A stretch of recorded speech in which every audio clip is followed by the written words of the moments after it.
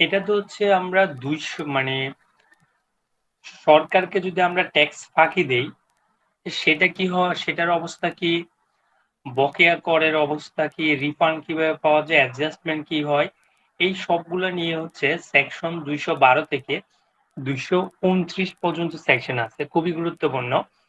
কারণ আপনারা যখন অ্যাসেসমেন্ট নিয়ে কাজ করবেন, কর অফিস থেকে নোটিশ আসবে।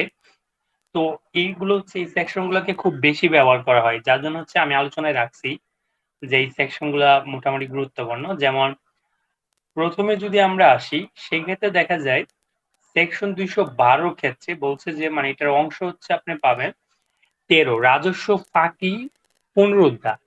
মানে অনেকবার এরকম ২১২ যে আপনার ফাইলটা রিওপেন হচ্ছে, ২১২ কর ফাঁকি দিছেন, ২১২ মানে বিভিন্ন ইস্যুতে হচ্ছে ২১২ হচ্ছে এরকম একটা ব্যাপার চলে আসতেছে। তো ২১২ এটা মানে কর ও অন্যান্য অঙ্ক পরিশোধ ফাঁকি এটার একটা বড় একটা রিজন থাকে যে এটা দিয়ে হচ্ছে করদাতার যদি কোনো ফাইলে কোনো সমস্যা থাকে তা তাহলে হচ্ছে এটা। তো এখানে বলা হচ্ছে যে আমরা যদি সামারাইজ করি যে কর অডিট করতে গিয়ে অথবা যেকোনো কার্যক্রমে অথবা গোপন কোনো সূত্রে অথবা যেকোনো উৎস থেকে যদি কোনোভাবে আইডেন্টিফাই করা যায় যে আপনি কোনোভাবে কর ফাঁকি দিছেন, তাহলে হচ্ছে আপনার ফাইলটা রিওপেন হইতে পারে। যেমন ধরেন আপনার প্রতিষ্ঠান আছে। তো প্রতিষ্ঠানের ক্ষেত্রে আমরা জানি 147 হচ্ছে একটা টিডিএস এর মানে ওরা হচ্ছে ১৪৭ ধারায় মানে টিডিএস অডিট করে। তো টিডিএস অডিট করতে মনে করেন হঠাৎ করে সারপ্রাইজিং ভিজিটে চলে গেল আপনার প্রতিষ্ঠানে। তো গিয়ে ওরা দেখা যায় ফাইলপত্র নিল। তো ফাইলপত্র নিয়ে মনে করেন এমন কোনো ক্লু পেলো যা দিয়ে হচ্ছে ওনাদের মনে হইলো যে আপনার ফাইলটা হচ্ছে ২১২ ধারায় রিওপেনিং করা উচিত। তাহলে কিন্তু তারা রিওপেন করতে পারে। সেটা যে আপনার মানে আপনার যে সবসময় রিওপেনটা যে আপনার আ ওদের প্রপার গ্রাউন্ড থাকবে এরকমও না। মানে জাস্ট ওদের যেহেতু ওনারা চাইলেই এই কাজটা করতে পারে। তাই হচ্ছে ওনারা হচ্ছে আ মানে এই প্রসেসটাতে অনেকবারই আগায়। মানে এটাতে যায়। তো এটার মূলত গ্রাউন্ড দেখা যাচ্ছে যে আমরা যদি এখানে যাই, যে ১ম বলছে যদি কোনো অডিট, কর নির্ধারণ বা এই আইনের আওতায় গৃহীত কোনো কার্যক্রমের প্রেক্ষিতে বা অন্য কোনো উৎস হইতে প্রাপ্ত সুনির্দিষ্ট তথ্যসূত্রে উপকূল কমিশনার বিশ্বাস করিবার কারণ থাকে যে এখানে কোনো প্রকার আ কর ফাঁকি দেওয়া হচ্ছে। তাহলে সে কি করতে পারবে? এটাকে হচ্ছে কোনো অডিটের রিকোয়েস্ট দিতে পারবে। তারপর এটাতে যখন উনি কনফার্ম হলো, তখন হচ্ছে দেখা যায় আ উনি তখন একটা নোটিশ দিল। মনে হচ্ছে কেউ জয়েন করতে পারতেছে না।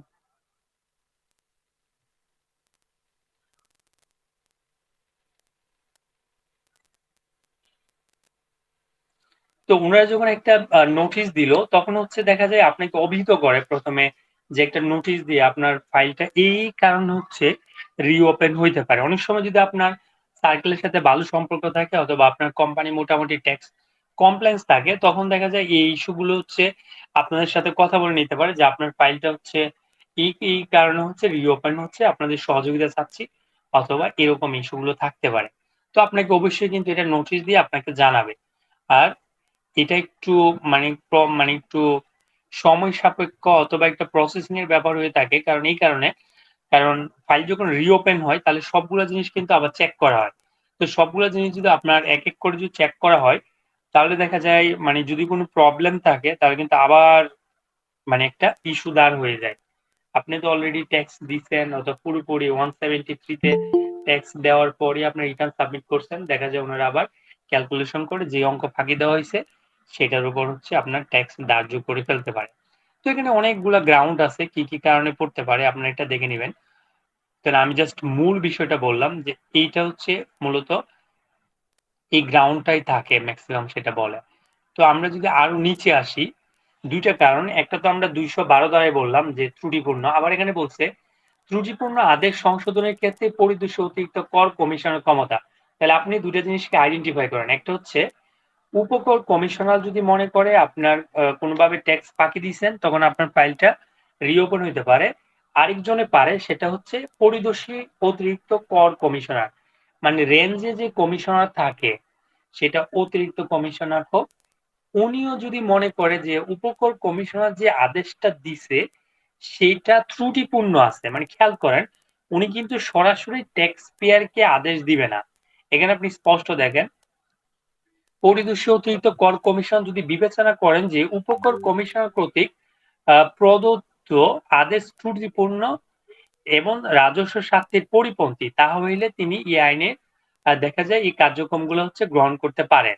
তো এখানে যে ব্যাপারটা হচ্ছে, মানে নাম্বার ওয়ান যেটা হইতে হবে সেটা হচ্ছে, এটা যখন মনে করেন আপনার ফাইল যে কোনো একটা অর্ডার দিল, মানে মানে আপনি যখন অ্যাসেসমেন্ট করতে যাবেন তখন হচ্ছে ফাইলের যে প্রসেস থাকে, উপকর কমিশন তো এগুলো নিয়ে কাজ করে। উনারা একটা খসড়া তৈরি করে মোটামুটি ফাইনাল করার আগে দেখা যায় এটা জয়েন্ট কমিশনের কাছে যায়, কমিশনের কাছে যায়, উনাদের কাছ থেকে হচ্ছে আলোচনা করে নেন যে আমরা এইভাবে হচ্ছে।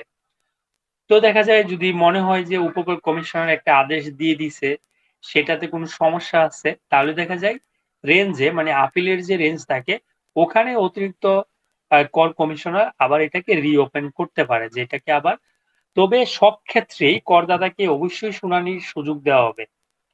মানে আপনাকে যাই পদক্ষেপ নেওয়া হয় না কেন, এটা যেমন জানানো হবে, তেমন হচ্ছে আপনাকে শুনানিতে অংশগ্রহণ করতে দেওয়া হবে। তবে উনাকে একটা টাইম ফ্রেম দিয়ে দিছে, উনি হচ্ছে কোনো আদেশ জারি হইতে ৪ বছর যদি সময় চলে যায়, মানে আপনার অ্যাসেসমেন্ট হয়ে গেছে, অ্যাসেসমেন্ট শেষ হয়ে ৪ বছর পার হয়ে গেছে, তাহলে উনি আর কোনো আদেশ দিতে পারবে না। তাহলে দেখা যায় উনার ক্ষমতা শেষ, এটা রিওপেন উনি করতে পারবে না। তো সেক্ষেত্রে উনি কিন্তু যেহেতু উনার বস হচ্ছে জয়েন্ট কমিশনার, মানে ডিসিটির বস, তো ডিসিটি যে কোনো আদেশ দিলে এটাকে উনি খণ্ডনও করতে পারে, নতুন আদেশ দিতে পারে, অথবা কোনো কারেকশন দিতে পারে, যে কোনো কিছু করতে পারে যেহেতু উনার উপরে। মানে এই দুইটা দ্বারাতে হচ্ছে, মানে সবচেয়ে বেশি যদি কর ফাঁকির কোনো সম্ভাবনা থাকে, এই দুইটা দ্বারাতেই হচ্ছে নোটিশ দেয়, এটাতেই অ্যাসেসমেন্ট গুলো করে। তারপর হচ্ছে অংশ 14 তে বকেয়া আদায় প্রত্যর্পণ সমন্বয়। আপনি দেখবেন আপনার কাছ থেকে যদি ওরা কোনো ট্যাক্স পায় সরকার, তাহলে 214 ধারা দিয়ে একটার পর একটা নোটিশ আসতেছেই, বকেয়া কর আদায়ের দাবির নোটিশ। তো এখানে আপনাকে মনে করে দিচ্ছে, আপনি মনে করেন ১০টা অ্যাসেসমেন্ট হইছে, ১০টা অ্যাসেসমেন্টে প্রতিটা অ্যাসেসমেন্টে ধরেন ১,০০০ ২,০০০, মানে কথার কথা ২,০০০ ৩,০০০ করে না উনারা পায় আমাদের কাছ থেকে। তো যতক্ষণ পর্যন্ত পুরো টাকা আপনি না দিছেন, দেখবেন ইয়ার ওয়াইজ উনারা এটা নোটিশের মধ্যে অন্তর্ভুক্ত রাখবে যে ২০১২-১৩ থেকে আপনার কাছ থেকে এত টাকা পাবো, ১৩-১৪ থেকে এত টাকা পাবো, সব মিলে এত টাকা পাবো। এটা হচ্ছে একটা ডিমান্ড নোটিশ দেয় ২১৪ ধারার আলোকে। এখন দেখা যায় ২১৪ ধারার যে নোটিশ গুলো দেয়, এটা যদি আপনি না মানেন তাহলে কি হবে? কারণ আপনি যখন, আপনাকে বারবার যখন এই নোটিশ গুলো দেওয়া হচ্ছে, কিন্তু আপনি কোনো সাড়া দিচ্ছেন না, যোগাযোগ করতেছেন না, বকেয়া কর দিচ্ছেন না, তখন হচ্ছে আপনাকে অনেক ধরনের পানিশমেন্ট এ চলে যাবে। আমরা পরবর্তীতে পানিশমেন্ট গুলো দেখবো যে কি ধরনের পানিশমেন্ট হইতে পারে। সেটা হচ্ছে দেখা যায় সরাসরি আদায় ও প্রত্যর্পণ। মানে সরাসরি আদায় করতে পারে। যখন মনে করেন আপনাকে ১০ বার, ১২ বার, ৫ বার, ৭ বার জানাচ্ছে, কিন্তু আপনি কোনো সাড়া শব্দ দিচ্ছেন না। তখন উনারা স্টেপ যাবে ২১৫। ২১৫ থেকে কি করবে? সরাসরি আদায় করে ফেলবে। তো সরাসরি আদায়ের ক্ষেত্রে দেখেন উনারা বলে দিছে, ব্যাংক ট্রান্সফার করে আপনার কাছ থেকে টাকা নিয়ে যেতে পারে। বকেয়া কর আদায় এটা এরকম হইছিল খুব সম্ভব বছর অনেক আগে। প্রাইভেট ইউনিভার্সিটি কয়েকটা ছিল, উনারা বকেয়া ট্যাক্স ছিল, উনারা ট্যাক্স গুলো পরিশোধ করতেছে না। পরে কি করলো উনাদের? এফডিআর গুলো ভেঙে টাকা নিয়ে গেছে। বকেয়া কর টাকা আদায় করে ফেলছে। তো এটা বুঝতেই পারছেন উনারা সরাসরি ব্যাংক ট্রান্সফারের মাধ্যমে নিয়ে নিতে পারে। করদাতার পাওনা অর্থ করদাতা ব্যাংক হিসাবে ইলেকট্রিক ট্রান্সফারের মাধ্যমে প্রেরণ করতে পারে।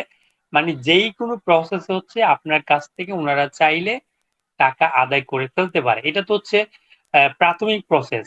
তারপর অনেকভাবে আদায় করতে পারে, যেটা আমরা দেখব। ২১৬ ধারা বলছে কর আদায়ের জন্য সার্টিফিকেট। মানে আমরা, আপনার যদি একটু অ্যাডভান্স লেভেলে জানেন তাহলে বলবে যে সার্টিফিকেট মামলা করে দিব।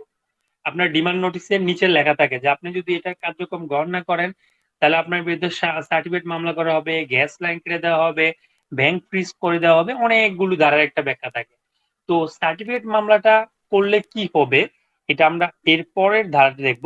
যে যখন আপনাকে একটা সার্টিফিকেট জারি করা হয়, তখন হচ্ছে একজন ট্যাক্স রিকভারি অফিসার সেটা ডিসিডি হইতে পারে অথবা তারপর এডিসি হইতে পারে। তো এরকম কাউকে হচ্ছে রিকভারি অফিসার হিসেবে দায়িত্ব দিবে। তো উনার কাজ থাকবে আপনার কাছে ট্যাক্স আদায় করা। উনি এবার যেকোনো উপায়ে হচ্ছে আপনার কাছ থেকে বকেয়া ট্যাক্স আদায় করার চেষ্টা করবে। ট্যাক্স রিকভারি অফিসারের আদায়ের পদ্ধতি উনি কি করতে পারে? উনি দেখা যায় আপনার সম্পদ বাজেয়াপ্ত করতে পারে, আপনার ব্যাংক ফ্রিজ করতে পারে, অথবা সম্পদ বিক্রি করে দিতে পারে। আপনাকে আবার দেখেন গ্রেপ্তারও করতে পারে, কারাগারেও আটকায় রাখিতে পারে। স্থাবর বা অস্থাবর সম্পত্তির জন্য রিসিভার নিয়োগ করতে পারে। ট্যাক্স রিকভারি অফিসার হচ্ছে যে সার্টিফিকেট মামলাটা হয় মানে ওনারা পুরোটা এটাকে হ্যান্ডেল করে। মানে সার্টিফিকেট মানে হচ্ছে আপনার কাছ থেকে এই পরিমাণ টাকা যাবে এটা ওনারা জারি করলো। তো সেটার দায়িত্ব দিল রিকভারি অফিসার। তো রিকভারি অফিসার আইনের মধ্যে থেকে সর্বোচ্চ ব্যবহার নয় করতে পারে ট্যাক্স আদায় করার জন্য। মনে করেন রিকভারি অফিসারও আদায় করতে পারলো না অথবা ওনাকেও জানানোর পর আরো অ্যাডভান্স লেভেলে যাবে যে আপনার কাছে টাকা আদায় করেই ছাড়বে। সেটা কিন্তু আরো ধারা আছে। তো ২১৮ বলছে সার্টিফিকেট প্রত্যাহার বা কার্যক্রম স্থগিত। তো আপনাকে যে সার্টিফিকেটটা দিচ্ছে যে এই পরিমাণ ট্যাক্স হচ্ছে ওই ব্যক্তি থেকে আপনি আদায় করেন। এটা কিন্তু যেকোনো সময় স্থগিত করতে পারে। উপকর কমিশনার ওনাকে বলতে পারে যে এটা এরকম কোনো মিস্টেক হইছে অথবা উনি কর দিয়ে দিছে অথবা মানে উনি একটা মিউচুয়াল আন্ডারস্ট্যান্ডিং এ যাচ্ছে। তো এরকম হলে সার্টিফিকেট দেখা যায় স্থগিত করতে পারে অথবা প্রত্যাখ্যানও করতে পারে। তো তারপর দেখা যায় যখন এটা সেটেলমেন্ট মানে প্রত্যাখ্যান বা এটা হয়ে গেলে তো শেষ সলিউশন হয়ে গেল। রিকভার অফিসার যে আদায় করে ফেলতে পারে সেটা হলে হয়ে গেল অথবা যদি সার্টিফিকেট ফেরত নিয়ে যায় সেটা হলে হয়ে গেল। কিন্তু তার বাইরেও দেখা যায় আদায়ের সার্টিফিকেটের বৈধতা বিবাদযোগ্য নয়। তো এখানে দেখা যায় ওনারা যেহেতু বিভিন্ন মানে আইনই রাখছে আদায় করার জন্য। এইটা দেখেন আবার বলছে জেলা কালেক্টরের মাধ্যমে করা যায়। উনারা সর্বোচ্চ চেষ্টা করার পরও দেখা যায় ডিস্ট্রিক্ট যে ডিসি থাকে উনাকেও কিন্তু বকেয়া কর আদায় করার জন্য সার্টিফিকেট জারি করতে পারে। তো উনিও দেখা যায় উনার এলাকা একজন ডিসি যেহেতু পুরোপুরি পাওয়ার থাকে একজন জেলার মধ্যে, তো উনি উনার মতো করে এখানে কিন্তু চেষ্টা করতে পারে, আদায় করতে পারে। সেখান থেকেও কিন্তু সেম অবস্থা সার্টিফিকেট প্রত্যাখ্যান করে নিয়ে যেতে পারে অথবা মানে যেকোনো পদক্ষেপ নিতে পারে। কিন্তু উনার কাছে যখন সার্টিফিকেট আসবে তখন কিন্তু উনি এটা আদায় করবে। তারপর হচ্ছে আদায় অন্যান্য পদ্ধতি। আরো কত ধরনের আদায় পদ্ধতি রয়ে গেছে। কিন্তু আসলে বাস্তবে এগুলা এতটা হার্ডে যায় না। আইনের মানে বলার জন্য বলা অথবা আইনের জন্য রাখছে। কারণ ডিসি মানে সর্বোচ্চ চেষ্টা করা হয় মানে যারা হচ্ছে করের সাথে রিলেটেড মানে সার্কেল, রেঞ্জ, ট্রাইব্যুনাল তারপর উনারা হচ্ছে এটাগুলো আদায় করে। দেন একদম ডিসি কে দিয়ে দেওয়া অথবা সার্টিফিকেট করে ফেলা মামলা করা। যদি দেখা যায় কোনোভাবেই এটা কোনো সলিউশন হচ্ছে না তখন দেখা যায় অ্যাডভান্স লেভেলে যেতে পারে। যেমন এই যে একটা নমুনা বলছে, উপকূল কমিশনার বকেয়া করে আদায়ের লক্ষ্যে করদাতার গ্যাস, বিদ্যুৎ, পানি ও অন্যান্য সেবা সংযোগও বিচ্ছিন্ন করে দিতে পারে। বন্ধ করিবার জন্য সরবরাহের দায়িত্বপ্রাপ্ত ব্যক্তিকে নোটিশের মাধ্যমে নির্দেশ দিবেন এবং গ্যাস, পানি ও অন্যান্য সেবা যেগুলো আছে এগুলো হচ্ছে ২১ দিনের মধ্যে সেবা মানে সেবা সভায় দায়িত্বপ্রাপ্ত ব্যক্তি ইদারার অধীন নোটিশ প্রাপ্তি মানে যারা হচ্ছে সেবা দেয় তাদেরকে নোটিশটা জানানো হবে ২১ দিনের মধ্যে দেখা যায় ওনারা এগুলো সব বিচ্ছিন্ন করে দিবেন। এটা কিন্তু কমন। ব্যাংক ফ্রিজ করে দেওয়া এটা একটা কমন ইস্যু। মানে এটা করে ফেলা যখন এক্সট্রিম লেভেলে যায় কোম্পানিটাতে এটা হয়। আ যদিও টাকা নিয়ে নেয় না মানে ব্যাংক ফ্রিজ করে মানে কোম্পানির কার্যক্রমকে স্থগিত করে যাতে ওনাদের সাথে যোগাযোগ করে এটা একটা আন্ডারস্ট্যান্ডিং এর মধ্যে যায়। কারণ প্রতিষ্ঠান থেকে যদি গ্যাস, বিদ্যুৎ, পানি এগুলা কেটে দেয় তাহলে তো প্রতিষ্ঠানই রান করতে পারবে না। তখন স্বাভাবিকভাবে ওনাদের সাথে হচ্ছে যোগাযোগ করতে হবে। তো কর আদায়ের যুগপৎ ব্যবস্থা মানে এগুলো সেম লেভেলের। আবার এখানে বলছে যে ২য় অধ্যায় সম্পত্তি অন্তর্ভুক্তির অবরোধ বা ক্রোক মানে কত কিছু যে পারে মানে আপনার নেওয়ার জন্য আইনে এখানে এত কিছু রাখছে যেটা কুক করেও নিয়ে নিতে পারে আপনার। আরেকটা জিনিস মনে রাখতে হবে, যদি আপনার কোম্পানি বন্ধ হয়ে যায় অথবা বিক্রি করে দিতে হয়, তখনও কিন্তু ট্যাক্সের লায়াবিলিটি কিন্তু অনেক আগে পরিশোধ করতে হবে। সেটারও একটা ব্যাপার আছে মানে পরিশোধ করতে হবে। অনেকে হয়তো আমরা ভাবি যে আমরা মরে গেলাম, দেখা যায় বাচ্চা-কাচ্চা এসে আর কি হবে? কিন্তু দেখা যায় এই জিনিসগুলা চলতে থাকবে। মানে উত্তরাধিকার সূত্রেও সেরকম পাবে। আরেকটা হচ্ছে প্রত্যর্পণ ও সমন্বয়। যদি মনে করেন যে আপনি অতিরিক্ত ট্যাক্স পে করে ফেলছেন, তাহলে যেটা আমরা এখন জানি আ কিছু ক্ষেত্রে হচ্ছে টিডিএস যেটা দেয় এটা কি প্রত্যর্পণ হবে না সমন্বয় করা যায়। কিন্তু আপনি যখন এআইটি দিয়ে দিচ্ছেন সেটা আপনি ফেরতও পেতে পারেন। এরকম অনেকগুলো ইস্যু আছে। সেটা হচ্ছে ২২৪ ধারা অনুসারে। যদিও পাওয়া এগুলো অনেক টু মাচ ডিফিকাল্ট। আবার দেখা যায় দাবির সমন্বয়ে প্রত্যয়ন। কোন ক্ষেত্রে সমন্বয় করাটা যতটা সহজ, সরকারি অফিস থেকে টাকা-পয়সা নিয়ে আসা অনেক কঠিন। তারপর হচ্ছে কিন্তু আপনার যদি EIT পরিমাণ অনেক বেশি থাকে, যেটা ম্যানুফ্যাকচারিং প্রতিষ্ঠান যদি মেটেরিয়ালস বা এই টাইপের মানে স্ট্রং ডকুমেন্ট থাকে এবং আপনার কোম্পানি কমপ্লায়েন্স মেইনটেইন করে, তাহলে দেখা যায় আপনি এটা অ্যাডজাস্টও করতে পারেন অথবা দাবির সমন্বয় করতে পারেন। কারণ আপনি যখন এটাকে এপ্লাই করবেন যে, আমাকে এটা আমি চাচ্ছি সেটা ফেরত নেওয়ার জন্য, তখন দেখা যায় আপনারা যত ধরনের অ্যাসেসমেন্ট বলেন, অডিট বলেন, সব প্রসিডিউর এ উনারা যাবে। উনারা চাইবে না কোনোভাবেই সরকার থেকে আপনি টাকা ফেরত নেন। কারণ আপনি যখন চালান দেন, তখন দেখবেন আপনি একটা আপনার সার্কেলে টাকাটা জমা দিচ্ছেন। আবার দেখা যায় কমিশনার কিন্তু সার্কেলকে ভাগ করে দিয়ে দেয়। মানে উনাদের একটা বাজেট থাকে। যে পরিমাণ ট্যাক্স আদায় করা। এগুলো কিন্তু খুব কঠিনভাবে হিসাব-নিকাশ হয়। এবং এগুলো রিপোর্টিং করতে হয় কমিশনারকে। তো দেখা যায় আপনি একবার টাকা-পয়সা জমা দিয়ে দিছেন, তাহলে হয়ে গেছে হিসাবে যে উনি এই বছরে এত টাকার কর আদায় করতে পারছে। পরবর্তীতে মনে করেন আপনি উনার ফান্ড থেকে টাকা নিয়ে আইসা বলতে চাচ্ছেন। তো উনি স্বাভাবিকভাবেই আপনাকে এত সহজে ছেড়ে দিবে না। উনি চাইবে এটলিস্ট অ্যাডজাস্টমেন্ট যাতে হয়ে যায়, কোনভাবে যাতে ফেরত না পান। তবে ফেরত যে পায় না এরকম না, ফেরত পায়। তারপর হচ্ছে মৃত বা অক্ষম ব্যক্তির পক্ষে বর্তমান মৃত্যুর পক্ষে যে তার যে রিলেটিভ আছে অথবা অভিভাবক আছে তারা চাইলে সেটা আবেদন করলে ফেরত নিতে পারবে। কর নির্ধারণের সঠিকতা ইত্যাদি বিষয়ে কোনো প্রশ্ন উত্থাপন করা যাবে না। এখানে কিন্তু বলছে এই অধ্যায়ের অধীনে কোনো ফেরত প্রাপ্তির দাবির ক্ষেত্রে কোনো দাবির কোনো কর নির্ধারণী আদেশের সঠিকতা বা বৈধতা বিষয়ে অথবা অন্য কোনো বিষয়ে চূড়ান্ত সমাপ্ত হয়েছে, তাহা সম্পর্কে কোনো প্রশ্ন করা যাবে না। বা উক্ত বিষয় পূর্ণ বিবেচনার জন্য অনুরোধ করিতে পারিবেন না বা দাবিদার বা অতিরিক্ত কর পরিশোধের কারণে অর্থ ফেরত ব্যতীত অন্য কোনো বিষয়ে কোনো প্রতিকার পাইবার অধিকার হবে না। এখানে কিন্তু স্ট্রং ২২৮ ধারাতে বলে দিছে, যদি কোনো মামলা একদম চূড়ান্ত নিষ্পত্তি হয়ে যায় বা এটাকে আপিল ট্রাইব্যুনাল সব হয়ে গেছে, হাইকোর্ট সব হয়ে গেছে, তাহলে এইটা কিন্তু আপনাকে দিতেই হবে। ওইটা থেকে বাঁচার কোনো উপায় নাই। এখানে কিন্তু এটাই বলছে, যদি আপনি অগ্রিম কর পরিশোধ করছেন, সেটা ফেরত পাইতে পারেন, এটা আশা করতে পারেন। বাকি কোনো কিছু এদের এগেইনস্ট এ যাওয়া যাবে না। উনারা যেটা রায় করছে, যেহেতু হচ্ছে আপনি আপিল ট্রাইব্যুনাল অনেক জায়গায় গেছেন। তো সেই হিসাবে দেখা যায় মানে আপনি তারপর যখন ফাইনাল হয়ে গেছে ওই ট্যাক্সটা আপনাকে দিতে হবে। সেটা হয়তো কিস্তিতে দিতে হইতে পারে। উনারা একটু ছাড় দেয় যে আপনি ইনস্টলমেন্ট এ দিলেন। আপিল আদেশের ভিত্তিতে অর্থ ফেরত। কোন আপিল আদেশ যদি করে যে আপনাকে আপিল করছেন, আপিলে বলছে যে টাকা ফেরত দিয়ে দেওয়ার জন্য, তাহলে দেখা যায় ৬০ দিনের মধ্যে ফেরত দেওয়ার কথা। যদিও প্র্যাকটিসে দেখা যায় ৬০ দিন কেন ৩-৪ মাস ৫ মাসেও দেখা যায় এটা পাওয়া যায় না।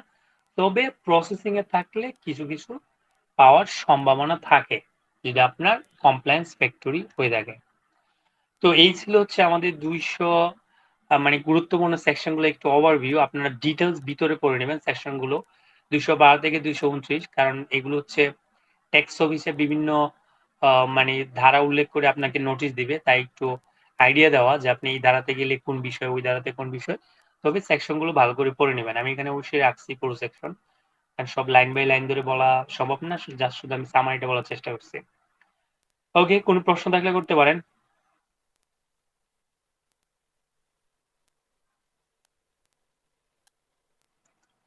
কারণ সবচেয়ে হচ্ছে আসলে আমি পিছনের দিকে সেশন গুলো আমি মানে রাখছিলাম হচ্ছে ছোট করে যাতে আপনাদের প্রশ্নের পরিধিটা বেশি হয়। কিন্তু শেষের দিকে আমি বুঝতেছি না মানে আমি বুঝাইতে পারতেছি কিনা না আপনারা বুঝে গেছেন কিনা প্রশ্নের পরিমাণ ডে বাই ডে শুধু একদম কমে গেছে। এখন বুঝে গেলে তো খুব ভালো। আর যদি না বুঝে তাহলে তো একটু অসুবিধা। এটা একটা ব্যাপার থাকছে। তো ভাইয়া, হুম। আহ, আজকে যে ক্লাস এটার ছাড়া অন্য কোনো বিষয় কি ট্যাক্সের বিষয়ে অন্য কোনো বিষয় কি কোশ্চেন করা যেতে পারে নাকি একটু পরে বলবো? করতে পারেন যেহেতু আমাদের সেশন শেষ এখন। বলেন কোন বিষয়?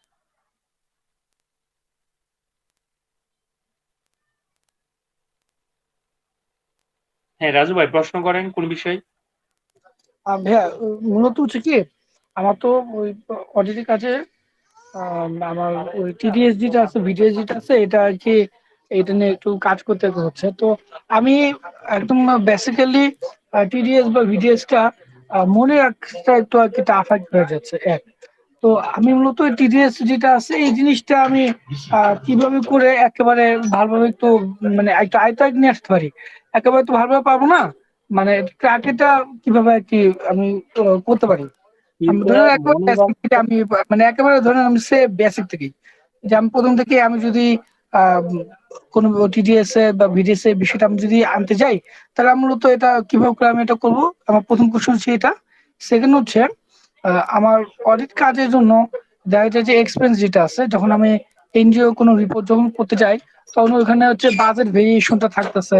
দেন ট্যাক্স আর ভ্যাট যেটা আছে এটাকে আলাদা করে আম, আলাদা হচ্ছে একটা শিটে এনে এটা ক্যালকুলেশন করতে হচ্ছে, বা এটা ইন ডিটেলস এটা আমার আনতে হচ্ছে। আচ্ছা, দ্বিতীয় প্রশ্নটা আপনি আমাকে আরেকটু মানে ডিটেলস বলবেন, আমি প্রথম প্রশ্নের উত্তরটা দিয়ে নেই সেটা। জি ভাইয়া। টিডিএস বিডিএস হচ্ছে মানে ট্যাক্সের আইনের অনেকটা বড় একটা জায়গা। যেমন আজকেও সকালে রাসেল ভাইয়ের সাথে কথা হচ্ছিল ভ্যাটের ২টা ইস্যু নিয়ে, আমি আরো অনেকের সাথে কথা বলছি। এইগুলো হচ্ছে ম্যাক্সিমামই কনফিউজিং হয়ে যায় যদি একটু ব্যতিক্রম হয়। তো সেক্ষেত্রে দেখা যায় আপনি যেটা মানে যতক্ষণ পর্যন্ত টিডিএস আর বিডিএস কে মিলায় না পড়তে পারতেছেন, মানে ধরেন আপনার 89 হচ্ছে গিয়ে টিডিএস এর মানে বিডিএস এর একটা আওতা, মানে টিডিএস এর একটা আওতা, মানে খুবই গুরুত্বপূর্ণ 89 সেকশন। তো এর সাথে বিডিএস গুলা কোন কোন জিনিসটা আছে বা কাছাকাছি আছে, সেটা কিন্তু আপনাকে মানে ট্যাক্স এবং ভ্যাটের যে উৎসে কর কর্তনের ব্যাপার আছে, সেটা আপনি পড়ে আপনি আইডেন্টিফাই করতে হবে। আরেকটা ব্যাপার হচ্ছে ট্যাক্স এবং ভ্যাটে যারা কাজ করে, যেমন আমিও যখন অফিসে যাই, আমার মানে ব্যাগের মধ্যে ২টা বই থাকে। যে কোনো প্রবলেম ফেস করব আমি বইয়েতে যাব, অথবা আমার পিসিতে অনেক ম্যাটেরিয়াল থাকে, রেডি থাকে। তো এইটা আপনি একদম যদি আপনাকে বলা হয় যে টিডিএস এবং বিডিএস যেগুলো আছে সব রেট মুখস্থ করে একদম টুডস্থ করে ফেলেন, এটাই স্মার্ট না। স্মার্ট হচ্ছে আপনি যখন যেগুলো আপনার প্রতিষ্ঠানে কমন ব্যবহার করা হয়, এটা তো আপনার আইডিয়া আছেই। যেটা নতুন আসবে যাতে আপনি বই পুস্তকে কোথায় থাকতে পারে এইটুকু যাতে বুঝেন, যাতে আপনি ওখানে গিয়ে খুঁজতে পারেন। যেমন বিডিএস এর ক্ষেত্রে আমরা কোনো কিছু ফেস করলে নাম্বার ওয়ান হচ্ছে ফার্স্ট শিডিউলে যাই, যেটার ভুক্ত আছে কিনা। নাম্বার টু সেকেন্ড শিডিউলে যেহেতু হচ্ছে এটা অ্যাপ্লিকেশনটা কম মানে বেডের ক্ষেত্রে অনেক প্রতিষ্ঠানে নাই, ৩ নাম্বার শিডিউলে যাই গিয়ে দেখি কি আছে। তারপর আমরা যাচ্ছি কোথায়, বিডিএস এর যে মূল যে এসআরও আছে, আজকেও রাসেল ভাই আমাকে পাঠাইছে, উনি অলরেডি মানে আমাকে ৩ বার ৪ বার পাঠাইছে। আমি আজকে পিসিতে সার্চ করে দেখি এটা বেশ কয়েকবার হয়ে গেছে। তো দেখা যায় এইটা এর সাথে হচ্ছে আপনি বিডিএস এর হচ্ছে একটা মানে ব্যাখ্যা আছে, মানে প্রতিটা পয়েন্টের হেডিং এর যে এটা বলতে ডিটেলস কি বলে সেটা পড়ে রাখা ভালো করে। আর টিডিএস এর হচ্ছে টিডিএস এর যেহেতু এসআরও আছে তার সাথে হচ্ছে অ্যাক্ট আছে, এটা মিলায়া, কারণ অ্যাক্ট হচ্ছে আপনি রেটের একটা মানে একদম স্পেসিফিক পাবেন না, অনেক ক্ষেত্রে পাবেন অনেক ক্ষেত্রে পাবেন না। তো আপনি হচ্ছে ধরেন ডিভিডেন্ড ডিভিডেন্ড ক্ষেত্রে আপনি যেটা একটা যেটা বলছে এটা ওকে ফাইন, কিন্তু আবার ধরেন অন্যান্য 89 সেকশনে কি বলছে এত থেকে এত করতে পারবে, কিন্তু 89 সেকশনের বড় প্রয়োগ আছে হচ্ছে এসআরও তে। তো আপনি এসআরও তে যাবেন, কারণ এসআরও তে কয়েকটা জিনিস ধরেন মূল যেটা বেশি ভেঙে ভেঙে ইয়া থাকে, রেট থাকে, এটা হচ্ছে ম্যাক্সিমাম এসআরও তে থাকে। আবার সেবার ক্ষেত্রে কিন্তু এসআরও আছে। আবার যেটা বিদেশিদেরকে যদি আপনি কোনো কিছু দেন সেটা এসআরও তে আছে। আরো একটা গুরুত্বপূর্ণ থাকতেছে আমদানি পর্যায়ে টিডিএস কেও বা এসআরও তে আছে। তো এইগুলো হচ্ছে কম্বাইন করে আপনার যখন যেটা লাগতেছে এইটাকে খুঁজে বের করে দরকার যদি কনফার্ম না হন, তাহলে যারা হচ্ছে এই বিষয়ে জানে তাদের সাথে একটু কথা বলে নিলেন, সেটা হচ্ছে বেটার। মানে আপনি যে আমি সোর্স গুলো বললাম আপনি এইগুলো হচ্ছে পড়ে রাখেন, এইটুকু যদি জ্ঞান থাকে মানে আপনি নিজে নিজে বের করার চেষ্টা করতে পারবেন। আশা করি এটা আপনার কাজে দিবে। এখন দ্বিতীয় প্রশ্নটা আমার একটু ডিটেলস বলেন।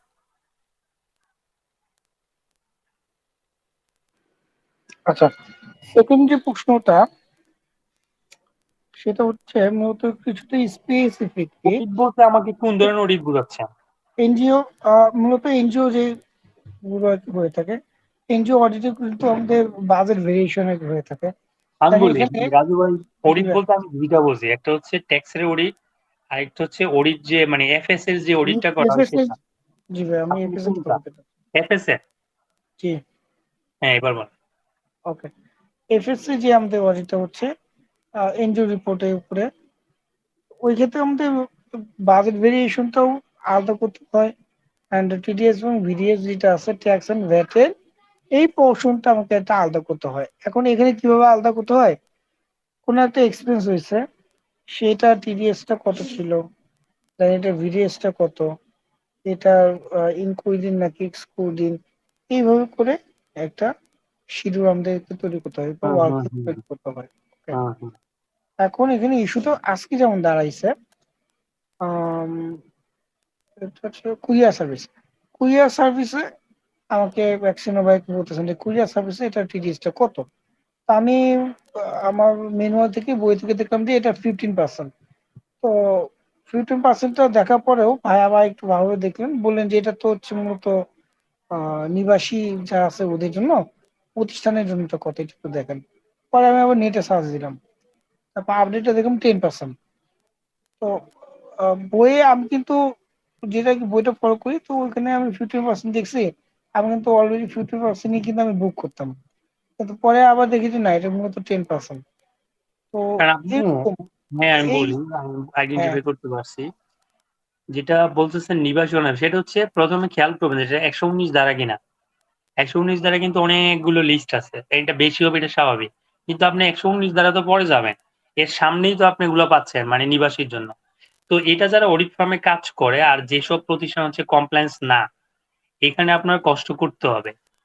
কারণ আপনাকে এখানে মানে গ্রস আপ করতে হচ্ছে, মানে ব্যাক সলভিং করতে হচ্ছে, নেট বেস ভ্যালু বাই করতে হচ্ছে। তো এগুলা মানে আপনার কাজ থাকবে। আপনি যেহেতু অডিট ফার্মে আছেন, এটা আমি নিজেও দেখছি। হেডিং ধরেন মনে করেন এফএসএ, পিএলএ ৫০-৬০ টাও হইতে পারে অ্যাডমিনিস্ট্রেটিভে। তো আপনাকে এটা একটা, একটা করে খুঁজে বের করতে হয়। শুধু এটা না, এর সাথে ব্যাটও বের করতে হয়। যেহেতু ব্যাট বেসিস বাদ দিয়ে অনেকভাবে করা হয়।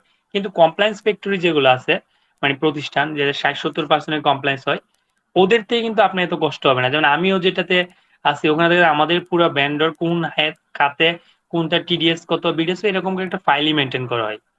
তো ওখানে দেখা যায় ইজিলি আপনাকে যদি অডিট করতে হয়, আপনার যদি ফাইলটা দিয়ে দেওয়া হয়, তাহলে আপনার কাজ শেষ। আপনি চেক করতে পারতেছেন। আর এটা আপনার লাগতেছেও না। কারণ আমি আপনাকে প্রতিটা হেড ওয়াইজ আমি বলে দিচ্ছি যে এর এগেইনস্টে আমি এত টাকা টিডিএস কাটা, মানে টিডিএস বিডিএস কাটা কমপ্লায়েন্স করা। তো যেগুলো হচ্ছে কমপ্লায়েন্স না মানে দেয় না, ওদের ক্ষেত্রে আপনার কষ্ট করতে হবে, একটা একটা করে খুঁজে বাইর করতে হবে, বড়দের সাথে কথা বলতে হবে, কনফিউজিং থাকতে হবে, এটা কিন্তু নরমাল।